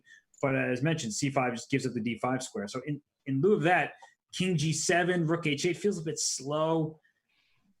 Yeah, but if you don't do that, that g6 pawn is also potentially hanging. John threatens bishop c3 and queen e4. Not that endgame is even bad for white, but I would consider e5. I would consider bishop h6. Yep, there it is. It's like, well, if you want to trade pieces, I'm down for it. But bishop takes f8. What if you sack the exchange? It's not a threat because queen g5 check. Oh, look at you. I'm just, trying to take a little lesson from you every now and then. Queen h4. Then rook h1. But then rook h1. Yep, there's not enough activity here. Right. Look at these pieces. The knight on d7. I mean, I highlighted all of black's pieces, just not doing much of anything. Yep. Now Alina's just got to be, cold-blooded here. Maybe that's a very devious move. You can't play queen h3 because of queen takes d4. Maybe you can, but that's unnecessary complications. Right. You want to play rook h1, queen h3, go mate down the h file, but your bishop on c4 is under attack, and you need to figure it all out. That's a great move because g5 is also an idea. Let's say Alina plays queen d3. John can try to go g5 or knight h5. That queen on f6 is very strong all of a sudden. Yeah, unexpected moves like that, they really cause you to tilt. So e5. She transforms her advantage. I don't dislike that idea. Where does your knight go? Knight g4 will get your knight trapped because I'll move my bishop away and then probably win your knight. So knight d7, knight h5. I mean, these knights are just so clumsy over here. They are really clumsy. John's holding on, and there's at some point you can consider an exchange sack with knight f5. I know it's desperate, but Alina's center is not exactly, very well defended. And you know how knights are. They're passive 1 second, all of a sudden they coordinate and you're in trouble the next. Yeah, they're frustrating pieces, especially in the bullet game. So rook e4 comes to mind to protect d4 preemptively and stop your knight from ending knight f4. rook d1, but that's more passive. Let a little bit of her advantage slip, and I think Alina's experiencing some frustration. Look at the time. The time is equalized. This is nerve-wracking. Her position is great, though. Definitely, without a doubt. But this is basically a must-win from a psychological standpoint. How about d5? Can I play that move? Just push my pawn through? Okay, I actually liked it. Okay, rook h1 is not bad, I think. Yeah, you can go rook h4, but then knight f5. So actually rook h4 would be a bad move. Rook e4. Okay, rook d1. I liked rook e4 earlier, but I guess rook d1 supports d5. Indeed. I would consider knight f5 now, honestly. I know it's total desperation, but at least for some air, at least some activity. Uh-oh. Okay. So d5 still tempting me. But he's freed up his knight. Wait. Oh, you can't take it because f7 pawn is a problem? Here we go. I want to somehow sack on h5, but... Yeah. But how? Maybe bishop e3. Maybe it's time to just dip back a little bit. White is still better. But her advantage keeps evaporating. And her time advantage... So does her time. It was once up 20 seconds or so. Now she's down about to be 20 seconds. Oh, my goodness. So bishop e3 is a nice retreating move. And she plays it. It's a hard move to play. So I'm actually proud of her for even finding it. And... Well, you don't want to take on e3 because knight e3, fe3. Yes, you double the pawns, but the f7 pawn is a weakness. Bishop e2 going right for that knight. That is a look at this. It is. Look at how she switches from tactics to positional pressure. That's very hard to do, as you point out, Robert. I'm shocked because I was looking at the f7 square all in. She goes back with bishop to e3, back to bishop e2. Now bishop g4, threatening bishop takes f5. I say, please take me on e3. I'll take with my f pawn. Your knight on h5 is dominated. He might have to take and go f5, but oh my god, she blunders the knight! 93! Oh, no, 93! 93 wins the knight! Oh, they both missed it! Oh, and he still blunders! 93! Oh, they don't see it! They don't see it. Bishop takes f5? Okay, now d5. Okay, it's still going. CD and rook e6, though. Bishop takes f5 coming. Oh, bishop, no, but then... rook takes f5! Rook f5! And then, rook f5. And knight h5 was hanging, but this still rook h5, no, this is crushing, though. Look at the mating ideas. So... I don't even see a move. But where is the mate? Bishop h5. No, bishop e2. It was better. Okay, now king h8. John's still holding on. Knight f6 coming. Uh-oh. Rook d6. Oh, knight g4. Look at how black's pieces coordinate. Oh my god. Exchange. Oh my goodness. No, everything that could go wrong is going wrong for her. It has b4. Gotta try b4. Well, she's going after the b3. Oh, and she blunders the bishop too. Oh my goodness. Yeah, this is not going her way at this point. And John, I mean, cool as a cucumber there. Unbelievable. So the knight was hanging on g5 for several moves. And then all of a sudden, white was seemingly crashing through. But John doesn't give up. He found that cool move, rook h6, and survived. And man, that's man. And John, you have no idea, once again, if he's down 8 points or he's won 6 games in a row, which has been the case, or 5 games in a row. And that is... I mean, Alina's she's just losing her cool a little bit in those time scrambles. And yes, John missed the free piece, but that also does happen. I mean, we always say this and we always mean it. Commentating from the side, watching them miss stuff, how could they miss that? It's so obvious, but you don't know where his mind is at. He's not expecting Alina to blunder a piece. Right. And he's been playing the entire game. We're talking about specific concepts within the game. Every single move, both John and Alina, they're like, wait, if I go this might happen. They're thinking, a bunch of moves down the line. Whereas if we make a blunder, we just press the back button and say, oh, oops, my bad. While if they make a blunder, hey, the game's over. There goes your exchange. There goes your bishop. Now you have to resign. So in this position, now that we've entered this game, I like her position again from the black side. So somehow these JB openings, I really don't feel like they're going his way. No. But he feels comfortable. So even if the objective evaluation is saying that black is doing pretty well, I guess John is enjoying the positions nonetheless.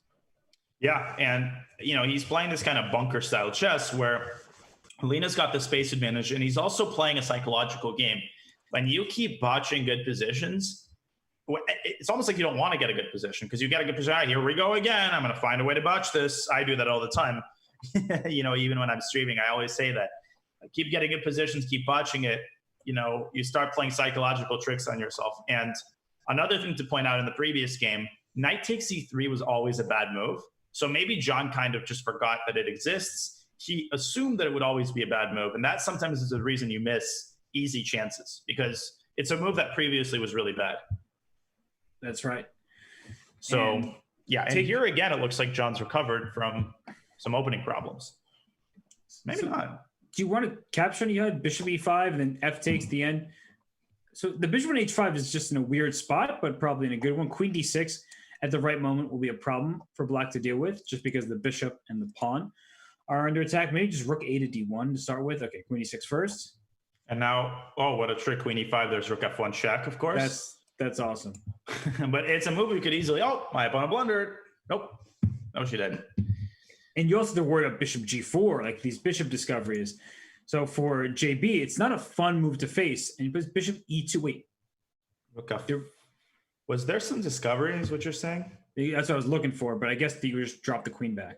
Yeah. What about, okay, so rook f1 is possible here. But it's a double-edged position. John's got some tactical problems, but he's also got the static advantage of that queen position and black's big weakness on e5. So bishop c4? Oh, she plays bishop d4. Is that queen somehow trapped or something? Interesting. Wow, that's a very interesting concept. I don't see a good response for white off the bat. So rook f6, queen d8 check and take on it. Could do that, or you could play queen c5, give up e4. But it's so annoying for John that he can't take on e5 at any point. He does exactly what you said. So maybe now we're going to switch advice, and that might be bad for John if he's listening to my lines. You know? Exactly. But I actually think this is good. See, black has the passed pawn, and it's easy to be blinded by it. But that outside pawn majority white has, I'm telling you, John's a pawn could eventually decide the game.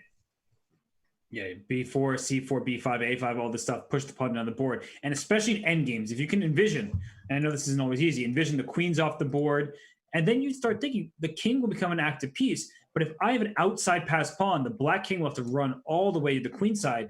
And once the king is distracted over there, then white's king will start moving up the board on the king side. I'm going to make you proud. You know what I noticed about that a pawn? What? It's the same color as the bishop. Oh my gosh. I had really liked that, actually. I've started to do that. Queen a8 check. Yeah, queen a8. What did I tell you? Check. Bam, bam. What pawn would decide the game unless he doesn't see it? He does. Right. Also, he's down on time. Here. So Alina actually has a chance because if you go a5 carelessly, queen f4. Queen b6. You queen b6. Okay, well, it's not that. But then queen c1. I know what you're saying. I agree. And 25 seconds left for John. So even though he's in the driver's seat right now, the black queen is more active in the sense that it actually attacks the white king 18, 17. I mean, he goes queen b6, which is a good move. But he's spending a lot of time to find that good move. Yep, queen f4. There we see it play out. I would start pushing I'm not sure about that because now black gets active counterplan. That a-pawn's not going to be as easy to guide through. Although he could push it to a6. It's going to be defended by the bishop. But some bishop d3 ideas by black. That's what I was about to say. Queen c1, I get bishop d3 in there. And you have this pin that you have to deal with permanently. And no matter how you make luft for your king, there's going to be some issues. Ooh, queen e2. So queen... there's no really good move here. Yeah. That's a good move. That's a great move by John. Queen king f5. A5. King f5. Even g4. King f4. Maybe. Okay. She has to go for it. I think it's and John, decision. Very prudent. A5. He doesn't even look for it. Don't need to go for adventures with g4. Right. G4 allows the king in, the bishop to f3, things like that. So a5, can she stop this pawn? She can play c5 at some moment to give her bishop the length of the diagonal. But when you play c5, then you're probably going to lose the c pawn in addition to having to struggle against the a pawn. Yeah, and there's no hurry. I mean, John can plant the pawn on a6 and then do something like h3. He could improve his position until he's ready to go a7. He does it. c4 immediately. So bishop e4? a6 and queen f2 and a7, I guess. But then again, that bishop d3 move, I think he's missed it. You king e6. Just go and play bishop d3. Oh, a7, bishop d3, a8, queen.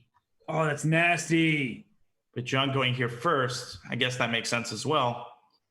And then c5 can be played, right? Yeah, queen e3. That's such a good move because the bishop now has to go to g6, for example. But she just needs to make the move. I understand her position is bad, But e4 trying to go bishop. That was smart. Good. And king f2, queen b2, and then the queen's tied down. That's what kills black here. And the bishop on c2, excuse me, is such a bad square because queen takes b2 would have been check. Now b4 even, or bishop b2. Look at John. I mean, he's so methodical.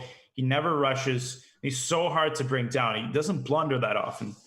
And look at b4. Your move, queen f5 check is just a check. The king goes back to g1. No more checks. Bishop b3. I guess it doesn't matter. Do it, but then b6 or even queen, and bishop takes d3 because the king was pinned. But this works too. Just distracting and winning on time. And time is up, by the way. So we just saw John sweep the 3-minute portion. Incredible. Which means he went from -2 to +4. We only have the bullet portion remaining of this IM GM Speeches Championship match brought to you by Chess.com. And Danya, any predictions? Or, I mean, it feels like it's all going John's way. Well, Alina needs this break. She'll take some deep breath. It is going John's way. But all I'm going to say is I think Alina's got a couple of uppercut throws in her. So don't go anywhere. We will be right back.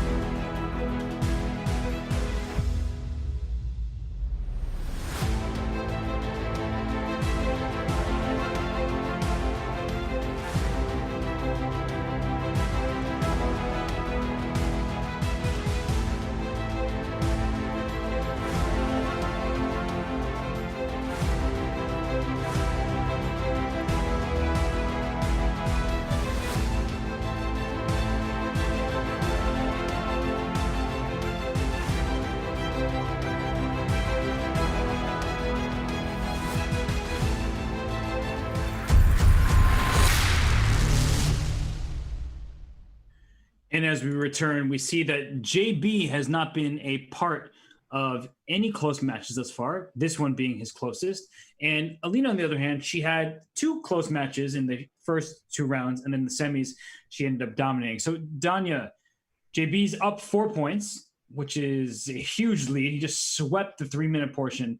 Does he need to be careful a little bit, just not to, essentially put the cart before the horse and think, I have this match under my control? Because Alina is a dangerous bullet player. Absolutely. And I think the first 1 or 2 games, are pivotal, because if John can strike while the iron is hot, if he can deliver another blow, Alina might think, here we go with this again. And I think we've discussed, 4 is that sort of critical mass. If your lead in the bullet section is 5 or above, that just makes it mathematically difficult to recover.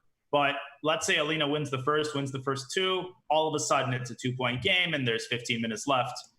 I feel like the importance of this bullet portion and the results of the match might be determined in the first 2 games.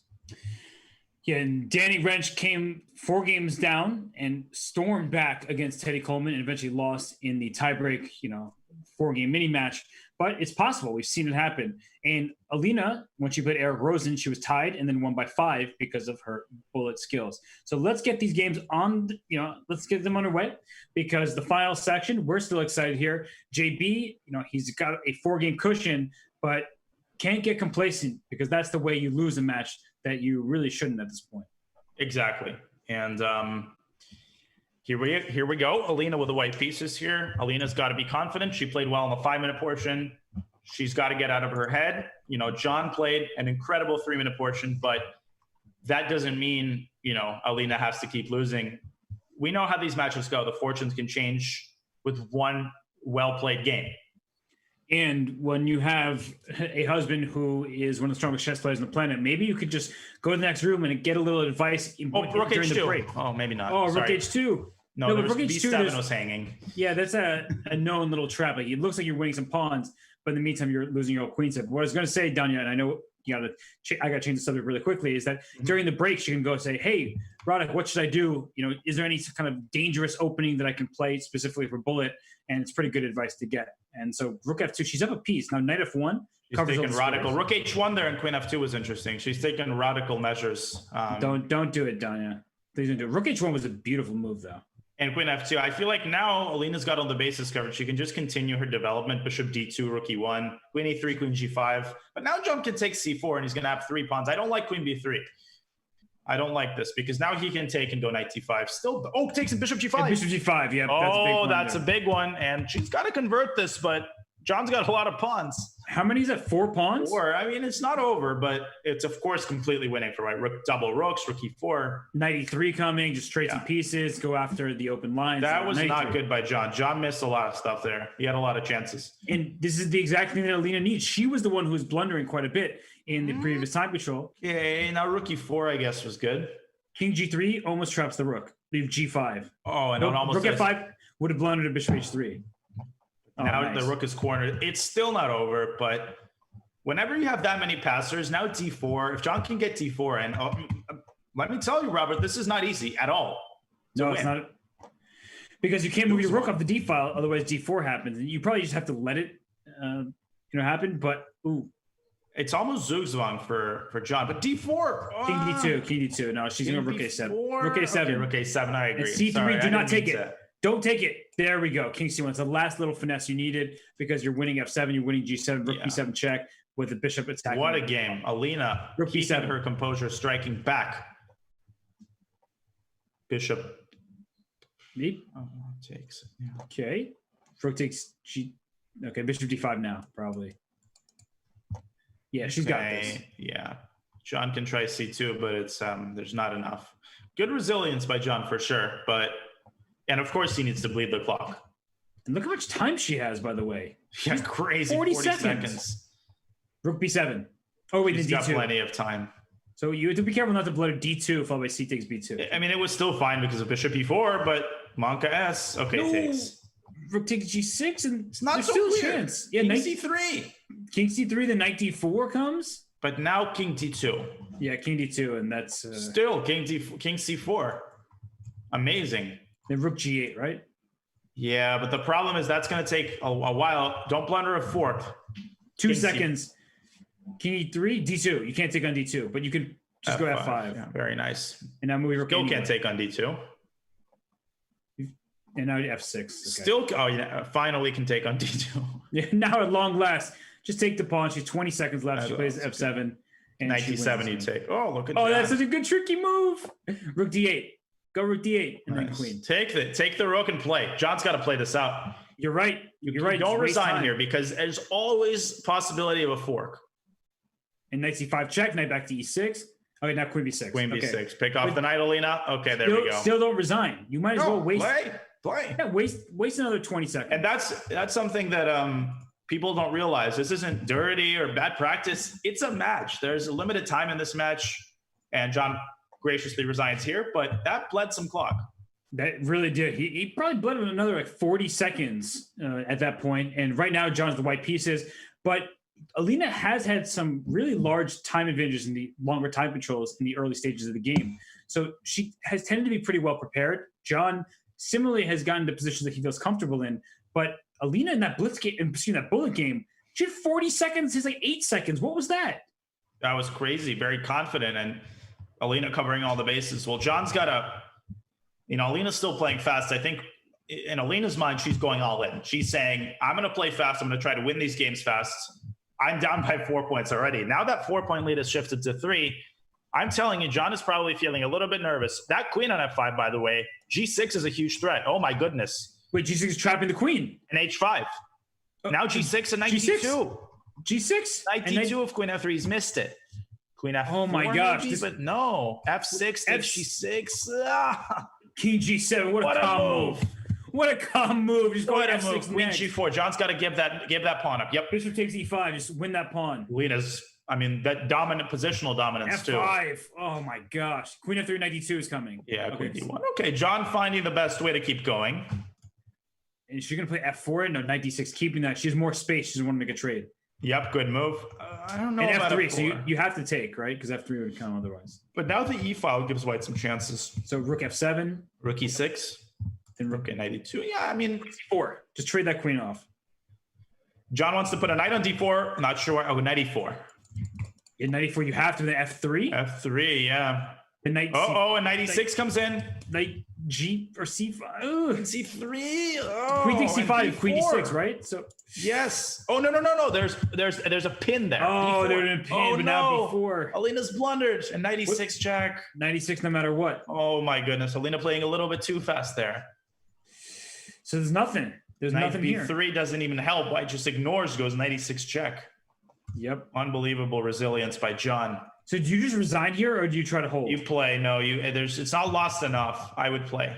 That's true, because after queen F6, rook F6, you take on F8, king takes F8. You actually have. Ooh. She's taking this one. I like that decision. Yeah, no, that's even better. The knight's in trouble. But okay, queen D5 and ugh. Yeah, queen D5, knight C3.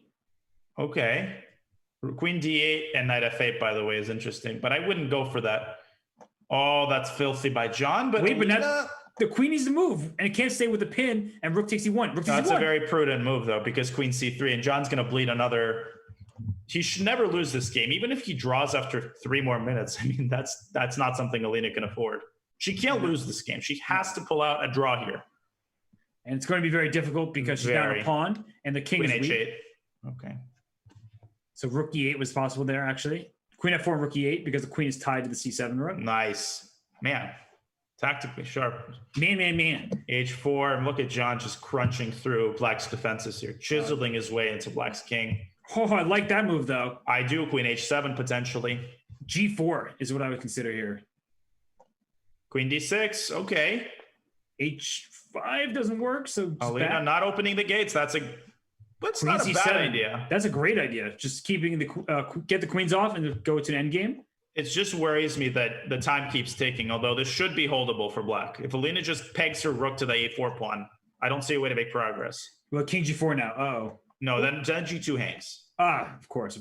I actually thought that too. John needs to push his pawn to G3 and then try to go king G4. The problem is there's no rook C5 check, so the king can't be kicked. What does Alina do? Okay, rook A3 is very precise. Now just king back. Yeah. And rook just, yeah. I would even play f4 at some point. Just keep playing as long as you can. Play forever. Rook f2, then king rook e3. Okay. f4. F4. Yep. Take king g5 and make another 50 moves here. If black ever goes rook g3, you go rook d7. You go rook d7. You got to be careful. And rook g4.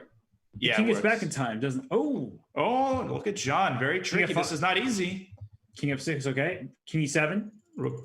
Oh, that was a nice move, actually. It was. Now cutting off. Both kings are cut off. Rook e7 there. Rook e7 there was. Now, isn't black kind of playing for? Yeah, king e4. a5. Rook c5. Rook c5. No, take king c6. No, that's king a c6. huge blunder. Oh my goodness. You need to keep. Now the it's king winning cut for off. white. Rook c1. Yeah, this is winning. Oh no, and the king is cut off too. To add insult to injury, this is a Lucina. The worst of the worst for black, because now Just the time resign. has been spent and she has lost. You have to resign here. You do. You have to save the time. But this is, it'll be back to a 4-game lead, and with only 15 minutes left, there's still technically time. John. Oof, that was a game. She won a pawn in the opening. She did, and that was just overwhelming pressure. But John, he minimized the damage. I feel like Alina thought I was about to trap the queen. And it's sometimes hard to switch from that to, okay, now I have to win a long position. Yeah, and then she just got in trouble in the dark squares, right? Her king was exposed. She went f4. You criticized that move as one that's like, hey, it actually just weakens her a bit too much. And actually, that's what backfired. So she's playing very quickly. She's 1 minute and 8 seconds. Yeah, and it's more of a bullet thing, which I criticize. I'm not sure that was globally a bad move objectively, but in bullet, you just don't want to make unnecessary weaknesses, especially when you're trying to play fast. And take on c6 at some point. Okay, just you want to take at c6. Black will take with the b pawn because you don't want to allow the white knight into d5. Yeah, there is still enough time to mount a comeback, but Alina's got to win every single game. One more draw, one more loss, one more very long game, and the match is basically over. And okay. Here, queen f2 pins the knight, but queen b4, the knight a2, right? So I can. He's played extremely well. Let's be clear about that. Her quality of play in the bullet is so far has been great, but it's just not enough. It has not. She was down 4 games to start with. That was the real issue. Is there's not enough time left in the match. When you're down 4 games, you need to win every single game more or less. And then she went all in and lost. Yeah, and this again, her advantage seems to have evaporated. F4, just go F4. Look at her. She still has a minute on her clock. Can you believe that, Robert? 27 moves in. She's so fast. That is crazy. So bishop e6. So just keep some threats left. H5, bishop f5 kind of stuff. H5 played by, wow, I don't know about that move by John. I mean, isn't this king on h7 in some trouble here? Bishop f5. Bishop f5. Queen h6. Look at that move. I would play queen h6, defend my king. Yep, got to do it. Again, in the interest of the time. Now if you take king g6. Knight takes h5. Knight h5. Free pawn. Alina's, but bishop f5. Queen it's g4. Not so clear. Just play queen. Oh, okay. Okay. Takes an h5. Look at driving that wedge in. Don't go rook c1. That was actually a move I wanted to play. So me too. That's why I said it. It's natural to get the rook to the open file. Alina trying to drive h6. G3 f4. Trap the queen. I love it. What an idea. Just this queen on g5 doesn't have much. Quickly win the game. But h6 maybe, g6, h7, another idea. Alina's I didn't want to allow fast, I didn't want to push my pawn too far. So knight g3, where's that knight going? Bishop e6 is the idea. But John is counting the seconds now. Bishop e6, good idea. Just making that king feel more vulnerable. Knight f5. Queen b6. Queen b6. Oh, queen b6 is a free piece. But queen e7 and stuff is coming as well. h6. H6 resigns. Come on. Do it, Alina. Queen f7 played. A little bit too hesitant here. Yeah, she's gotten in her head a little bit, I think. Now rook c1 still doesn't work. There's a queen covering the square. Careful, Robert. Wait, h5 whisper. Check. Maybe she wants to give the h pawn and mate on the h file. Yeah, but then John might mate on the g file. That's the problem. No, yeah, that's true. But I'm saying queen takes h5 is probably bad. h6. Oh no. Wait, queen c1 now. There's a million checks. There's just 2. Queen f4, g3. So queen c6. There has to be some mate. Queen f8 and knight g7 is one idea, but that's again too slow. h6 maybe. Yeah, queen f8, knight g7 is probably. Oh gosh, knight g6. What a maneuver! Queen takes king g5. Where's the mate? Knight King G6 G3 for now. King G. Queen G7. No, that's not the way. Knight. Yeah. Where's Queen the mate? G7. Oh, King H5. Queen H6 mate. Oh, that's mate. Wow, what a mate. That's such a weird mate. What a mate. Oh my gosh! Finally a checkmate. So she's but it's too long. She's 11.5 minutes for 3 games. That's definitely doable. It's doable, but again, one of the games has to be a fast win.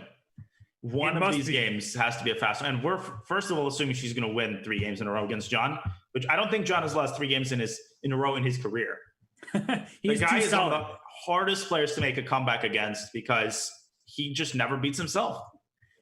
He doesn't, and he made Alina beat him into the very end there. Like he almost escaped with his king, and she found Queen H6 checkmate that quickly because if the king ran away to E3, all of a sudden you're like, wait, how do I win this game? You get frustrated. Here we see a QGD turn into an open kind of a QGA in a sense, and now the bishops for white look very good here, but there's some squares on the queen side that white has to keep in mind. And well, look at these knights. Yeah, but there's some squares black has to keep in mind. B6 being foremost among them. And look at John going for a very solid line, Queen E2. This is just going to be so hard to win for black. Knight F5. Alina, she's doing the right thing. She's trying to unbalance the position. She has nothing to lose. Got to take all the risks in the world. John's just going to go back to G3, I think, and he's just going to chill. So maybe Queen E6 is better than Queen F6. So Knight G3 would have been met by E4. Yeah. I think John's thinking about doing something crazy like Knight D6, but here we see it. So Knight back. And E4 now not possible because white has the square under control. And Rook E8 now. So I think Queen E6 was better, but maybe not the end of the world. But okay, Alina banking on the clock, which I really like. Look at John's taking way too long here. He's looking out for Knight F4. Is that a possibility for black coming next with Knight E4? How about take Knight C3? Knight C3, I love it. Knight Unbalance the C3. position, and now John tying himself to the knight. This is looking bad for Alina now. So Rook D7, Rook double D1. No, but H3, then how is black even going to entangle herself? Just Rook D8 here, right? Yeah, but H3, Queen F5, G6? G6. Oh, Queen E5. Oh, no. Queen E5. That's the Bro, John is playing so well in time pressure. It's crazy. And he's 16 seconds left. So he's saying, I have plenty of time left. Don't worry about me, guys. Man. H4? I don't know what to do. I need some kind of attack. Yeah, this is correct, I think. But H3, John's going to just make a... Oh, but Rook E7 then, and he stops it. So Bishop F3, there's no knight move that really works, does it? Yeah, Alina's got to try some hacky tricks here. Rook back to D7, but John can even repeat moves. Yeah, there's Knight C4 back. John can make a draw here, but he's of course playing for the win, as he should. Yep, bring the rook back, and then play E4, and then Queen takes D8. Yeah. All right. E4, there was maybe Knight F6. Right. Queen F8. Queen F8. Okay. Okay. Oh my goodness. Bishop takes F3. Rook D7 still. Yeah, but you have chances because the king is getting absolutely up, right. Absolutely. So rook takes D7 here. Oh no, but she's not going to win this position. No, definitely not. And maybe she. I mean, maybe that pawn on D2. I would not count her out here. Rook D2. She's got to do it. Just go for it, Alina. King F6 first. Probably smart. Yeah. King G6, but Knight C5. Wait, King E6. King E6. King E6. Knight. Oh, C5, nice. King E6. Okay, she goes up. I didn't like that. But now Rook F7, Rook A7, everything is cleaned out by John. Rook C5 check. Rook C5. No, that was the last pawn she could have used to win the game potentially, but now Rook C5 was still. Rook C5 again. Yep, we found it. John, that is a clincher. There we go. And with that, 8 minutes left, 4-point lead once more. This means that John Bartholomew, unless he loses, the next 3 games in a minute each, he is going to be the IM. Well, he's just the IM. I guess that's all I got to say. He's the IM, not Super IM. I think here, to be fair, for the winner of this championship, we should remove the not a GM. He deserves it. So just this IM. Just IM. IM Chess Championship. How about Super IM? Can we bestow that title on him? Let's bestow that title. There will be some bestowal going on. It's shocking though, considering what happened earlier, where John was down 2 games after the 5 minute, and he swept the 3 minute, right? Yeah, I mean it's just crazy, and John. I mean, the thing is, and first of all, let's be clear here: the match is never over until there's 0-0-0 left on the clock. But we're just being practical here. Another thing is, John, it's not only that he's very composed, right? It's not only that he's very composed, that he's hard to beat. He's also, I mean, he's not just sitting there doing nothing.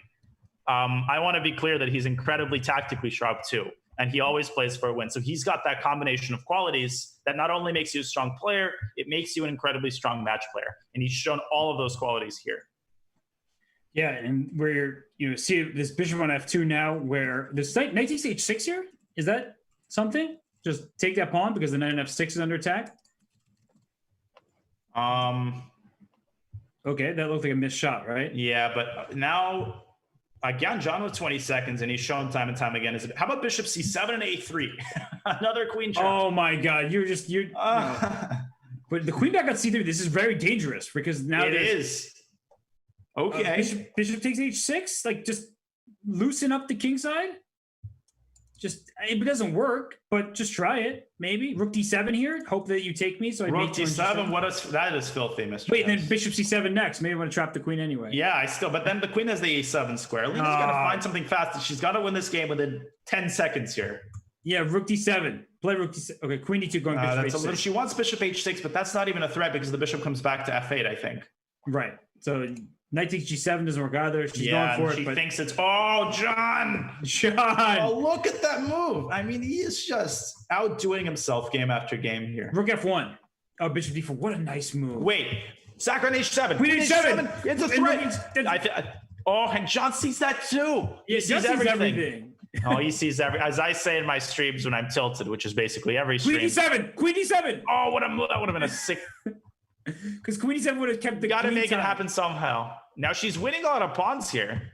What is the count? Bishop d5, well played by Alina. Wait, is it well played? Oh, but the queen. Oh, queen g8. No. Queen h7. Take on h7. I'm so excited by this game.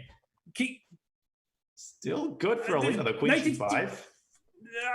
There's something here. Queen g1. Nice. Oh, that drops the queen. She wants to mate him. John. It's mate. It's mate. Oh my goodness. Oh my gosh. Oh man, John sees the impossible tactics and he misses the mate. Don't go anywhere. And he doesn't even react. How do you not react? How do you not shake your head? How do you make no sounds? Okay, Alina's got to win this game in no time. She's got to win this game yesterday. He doesn't even move. He loses a game, blunders checkmate, and look at him. You don't know if he mated her on e7 or if he missed a mate on e7. Do we think it's like, which saw is that? Saw 2, where everything's tape recorded. Sorry if I spoiled the movie. It came out so long ago. Too bad. But no, I've seen it. Everything is pre-recorded. So is this what's happening with John? He just took a video earlier, and we're just playing that. And sometimes it aligns with what's happening over the board, but other times, other times there's a misalignment. I mean, the guy he just doesn't react. He blundered checkmate. Every time I blunder checkmate, I'm just furious. It's crazy. I mean, I would be throwing, I would not have a mouse left in my apartment after that. But John takes a sip of his coffee. Man. Next game. Oh my gosh. And man, next game. I didn't see him take a sip of coffee. Yeah, I was proverbially saying he took a sip. I wasn't actually saying he took a sip of coffee, Roberts. Sorry, Daniel. You want the full name on me? Okay. So Black stole the a5 pawn, and I think is going to be happy with the outcome. I'm impressed with Alina's speed in the Blitz section. That's not tilt. She's winning games, and she's playing well, and she's spending on demand. She's playing extremely fast. The problem here is, if it was maybe one more point she got, that would at least. Now it's just really tough. I thought the rook was hanging for free. Yeah, and then rook d2. Well, because the move king g8 was played so quickly, and by the time I really registered, I was like, wait, isn't that a free rook? But okay, now the rook was not under attack. There was a check on the king. a3 is probably her intention to create a pass pawn. And isn't Black just up a pawn here? She is. And let me tell you something, Robert. If she wins this game in the next 45 seconds. Yeah. I'm not saying it's going to happen, but mathematically. Oh, if she somehow wins with 2 seconds left in the match. John sacking the bishop. He's completely lost here. Is he? Seatbelts fastened, ladies and gentlemen. King h8. Yep. The queen f4.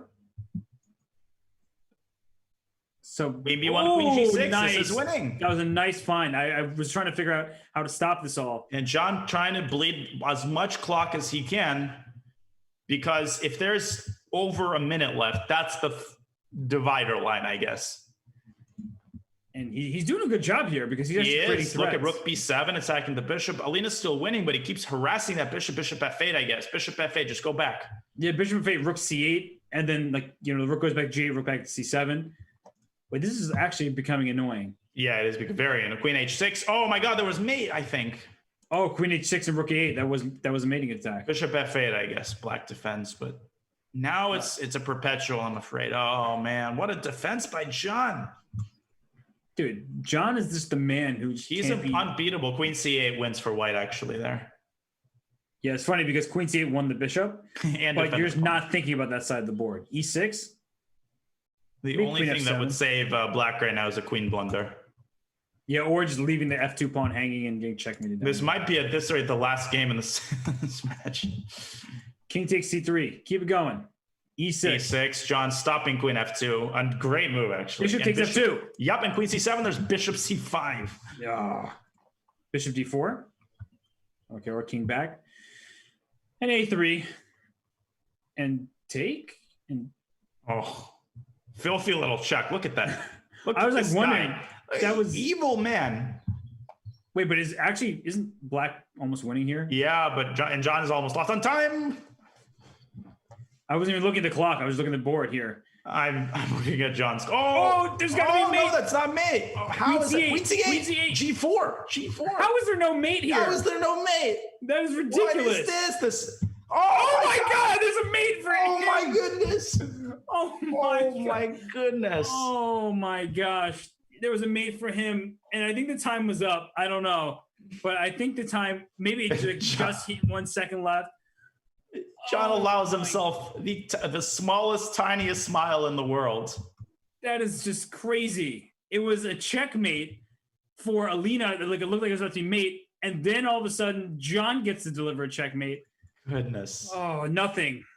And now the final game in the match.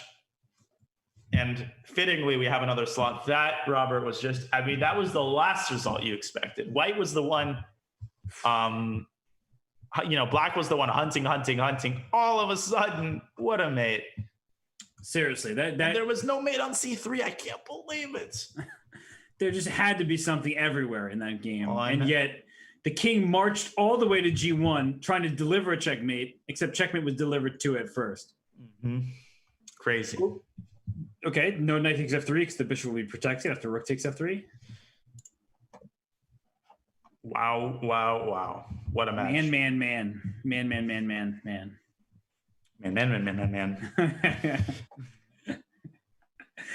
Oh, gosh.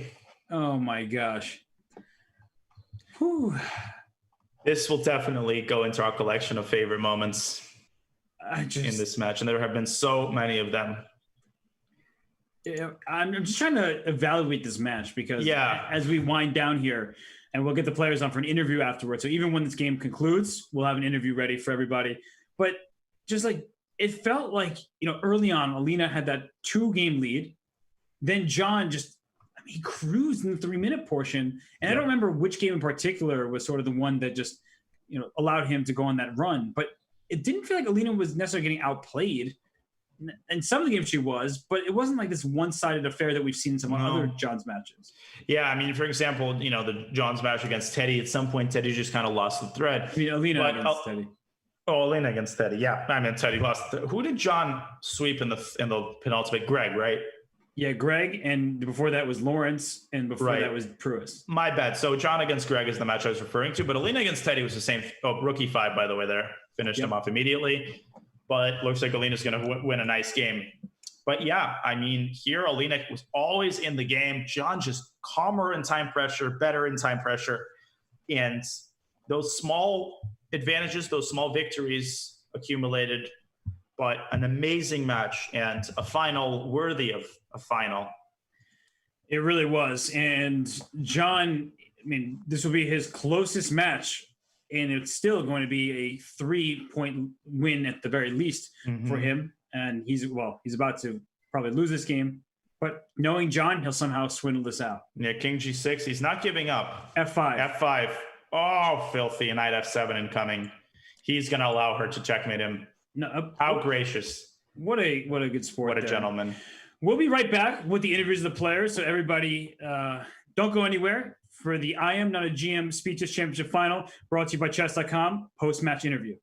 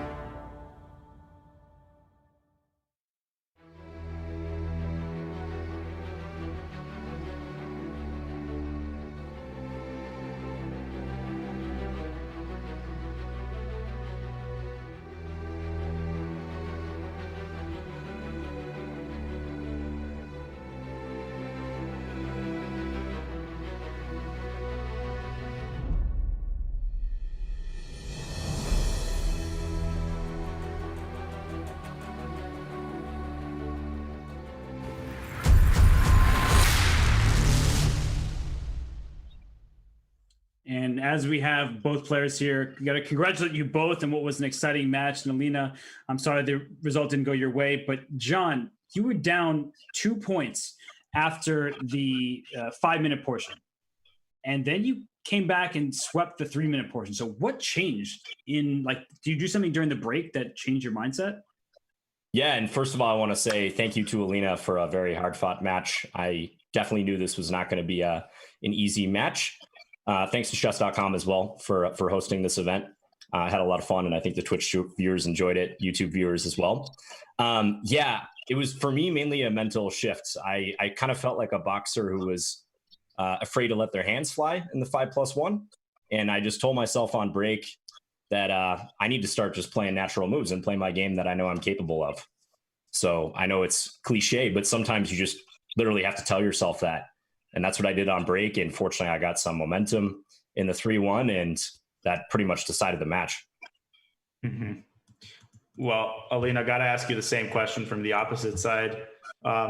You played some fantastic games throughout, and your quality of play in the 3-1 portion were still very, very high. What do you feel like went wrong specifically, or do you feel like John just, raised his quality of play, or both? Well, first of all, congratulations to John. Probably I had to be more careful because I read on the interview that John feels the most comfortable in this time control 3+1. I don't know. It started with this blunder knight d2, and then unfortunately started some probably woman instability or something.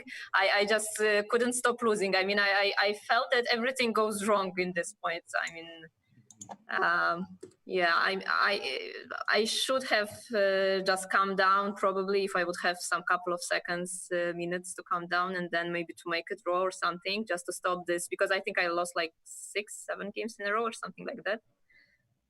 Yeah, 6 games there. Yeah. So that was of course a mistake from my side.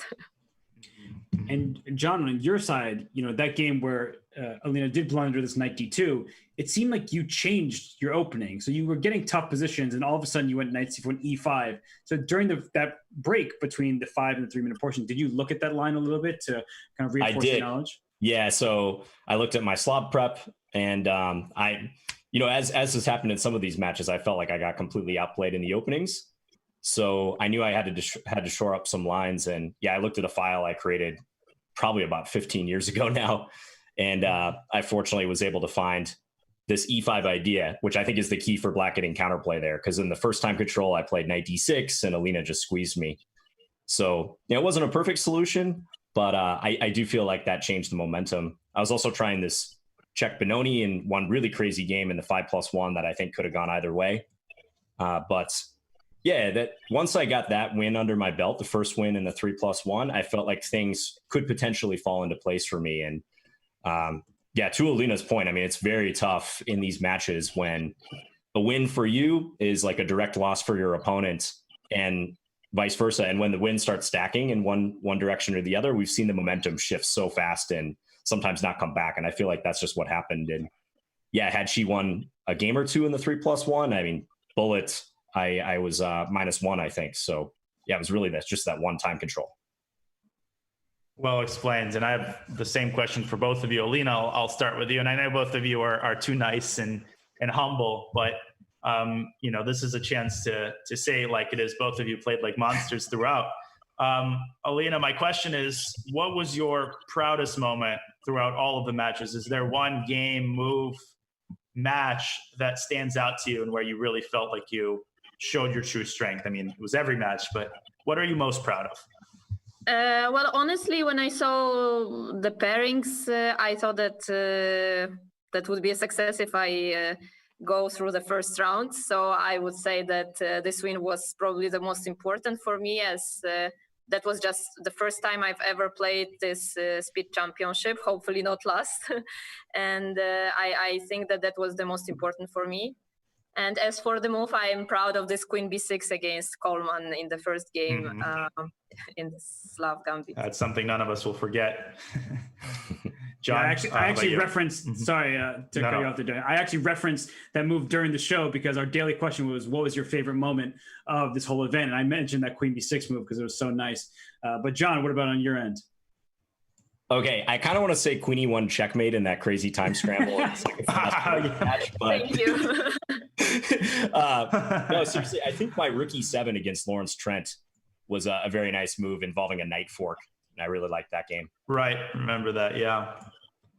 Yeah, I mean, that game that you just referenced, John, though, against Alina, that was such a crazy game. We were on the edge of our seats, and especially because the game before that, you blundered checkmate on E7.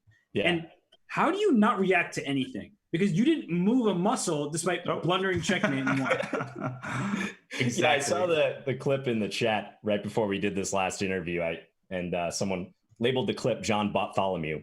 So yeah, turning on my But honestly, I felt like in the bullets, if I just played long games and ran out the clock, I knew I was going to win, provided I didn't let it get too far out of hand.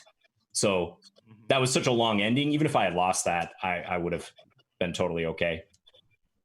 Well, we know in the game okay. prior, yeah, I mean, same thing. Even though there was some time left on the clock, I knew that if I just played normal games, probably the time was going to take care of itself. Well, congratulations to you, John. Amazing matches, Alina. It was a real pleasure to commentate this match. Yeah, I mean, it was a fantastic showing by you both, and we're very appreciative because you both have so many fans. In fact, we were asking the chat earlier who everybody was rooting for, and it was pretty much a 50-50 split with John having his loyal faithful, and Alina, it seems like you've gained a ton of fans. So we hope this is not the last time we see you. I'm sure, pretty much positive it will not be. So we look forward Alina's to got to start streaming. Yeah? Yeah, you got to start streaming, Alina. Me? Oh, no. They love you, I prefer to play chess. You can do both at the same time, but like I said, I'm sure you'll be invited back to more events. You two were really just class acts throughout, such kind people and playing amazing chess that kept the fans on the edge of their seats. So I do want to thank you profusely just one more time. So really thank you guys so much. Thank you very much. Yeah, thank you, That was Robert. a great pleasure, actually. Sorry. Yeah, it was a huge pleasure to play this event. Thank you, guys. Well, we'll let you two go. I know Indeed. you're probably tired from this match, but we'll let you off there. So thank you again. And like I said, so many fans for both of you. Well, we have this tournament wrapped up. It's in the books. We see that the winner is John Bartholomew, the YouTube legend, right? He's kind of like the OG of chess content on the interwebs. And well, hey guys, it's not just John, it's I am now GM Speeches Championship winner. That's John right. Rolls Bartholomew. right off the tongue, doesn't it? I think think he'll it does. adopt that. I like Bartholomew though. That was a pretty good one. He doesn't react. How is it possible? It's insane. It literally, you would, okay, this time he's going to have at least a smile, at least a frown, at least a shake of the head. But no, just a sip of the coffee and maybe just moves a centimeter. That is the most he'll get out of Mr. Bartholomew. Mr. Bartholomew. I don't drink coffee, but maybe I need to start drinking his brand of coffee because That's whatever right. it is, it keeps him so calm. And John is such a strong player. He's so solid that even in moments where we were saying, oh, his position looks bad, and Alina had many good positions, he just never collapsed. And you said this from the very first matchup. John Bartholomew never beats himself, and that is exactly why he won this match. And Alina, she kind of went on tilt in that 3-minute portion. She had some good positions. In the first game, things didn't go her way, and then after that, it kind of spiraled out of control. But kudos to her. She won the 5-minute portion and the bullet portion. She actually won 2 out of the 3 time controls. That's right. And all of the matches, each and every one, including this final, played by both of these players is a treat to watch. They proved themselves not only, as great Blitz players, but they played some incredible games from just a classical chess perspective, objectively speaking. There were amazing combinations. And of course, they were not the only ones to do that. It's that time where all of the matches have finished. I wish there'd be many more. And I'm sure that similar events will be held again. I'm sure this very event will be held again. But I had an absolute blast. And I'm sad that it's come to an end. But the final was indeed a very fitting one. It was a really special event. I'm also pretty upset that it's over because it has been such a great time commentating alongside you and earlier along with Vidit Gujarati as well as Levy Rosman. We had him on for one show. But I just want to say, like IMs are super duper strong chess players. and they don't get the same airtime, and that makes sense because in most sports or games, the best people in the world, they get most of the airtime. Okay, got it. But this was such a fun event, and just like newer players for me to commentate on. I do so much commentary, seeing players, I don't even know what to expect from them, seeing them go down to the wire, like Alina's match against Christoph and Teddy's match against Danny and Teddy's match against Levy. Like there were some really fun matchups along the way that I will never forget. So, Danya, it is that time. It's been such a fun event covering alongside you here. And likewise, I got to thank all the fans, all the people who are still here with us, nearly 7,000 of you on Twitch, and also those of you on YouTube and wherever else you're watching. Thank you so much. Chess is growing. Indeed. Chess is becoming increasingly popular. Thanks to people like you, Danya. Thanks to these players. And thanks to you, Robert. As much as we roast each other, I wouldn't choose. You are the best in the business, and it's been an absolute pleasure. And a thank you to the fans from me as well. You guys are amazing. This community is like no other, so we really appreciate it. Can we get one more impression? Like, can you do a JB impression? He won. You got to sign off for the JB impression. All right, guys. First of all, I'd like to thank Alina. That was a great match, guys. Thank you to the fans, guys. And yeah, guys, the match went my way, man. And I'm just going to keep drinking my coffee and enjoy my Saturday. And enjoy your Saturday as well, guys. Bye, everybody. See ya, everybody.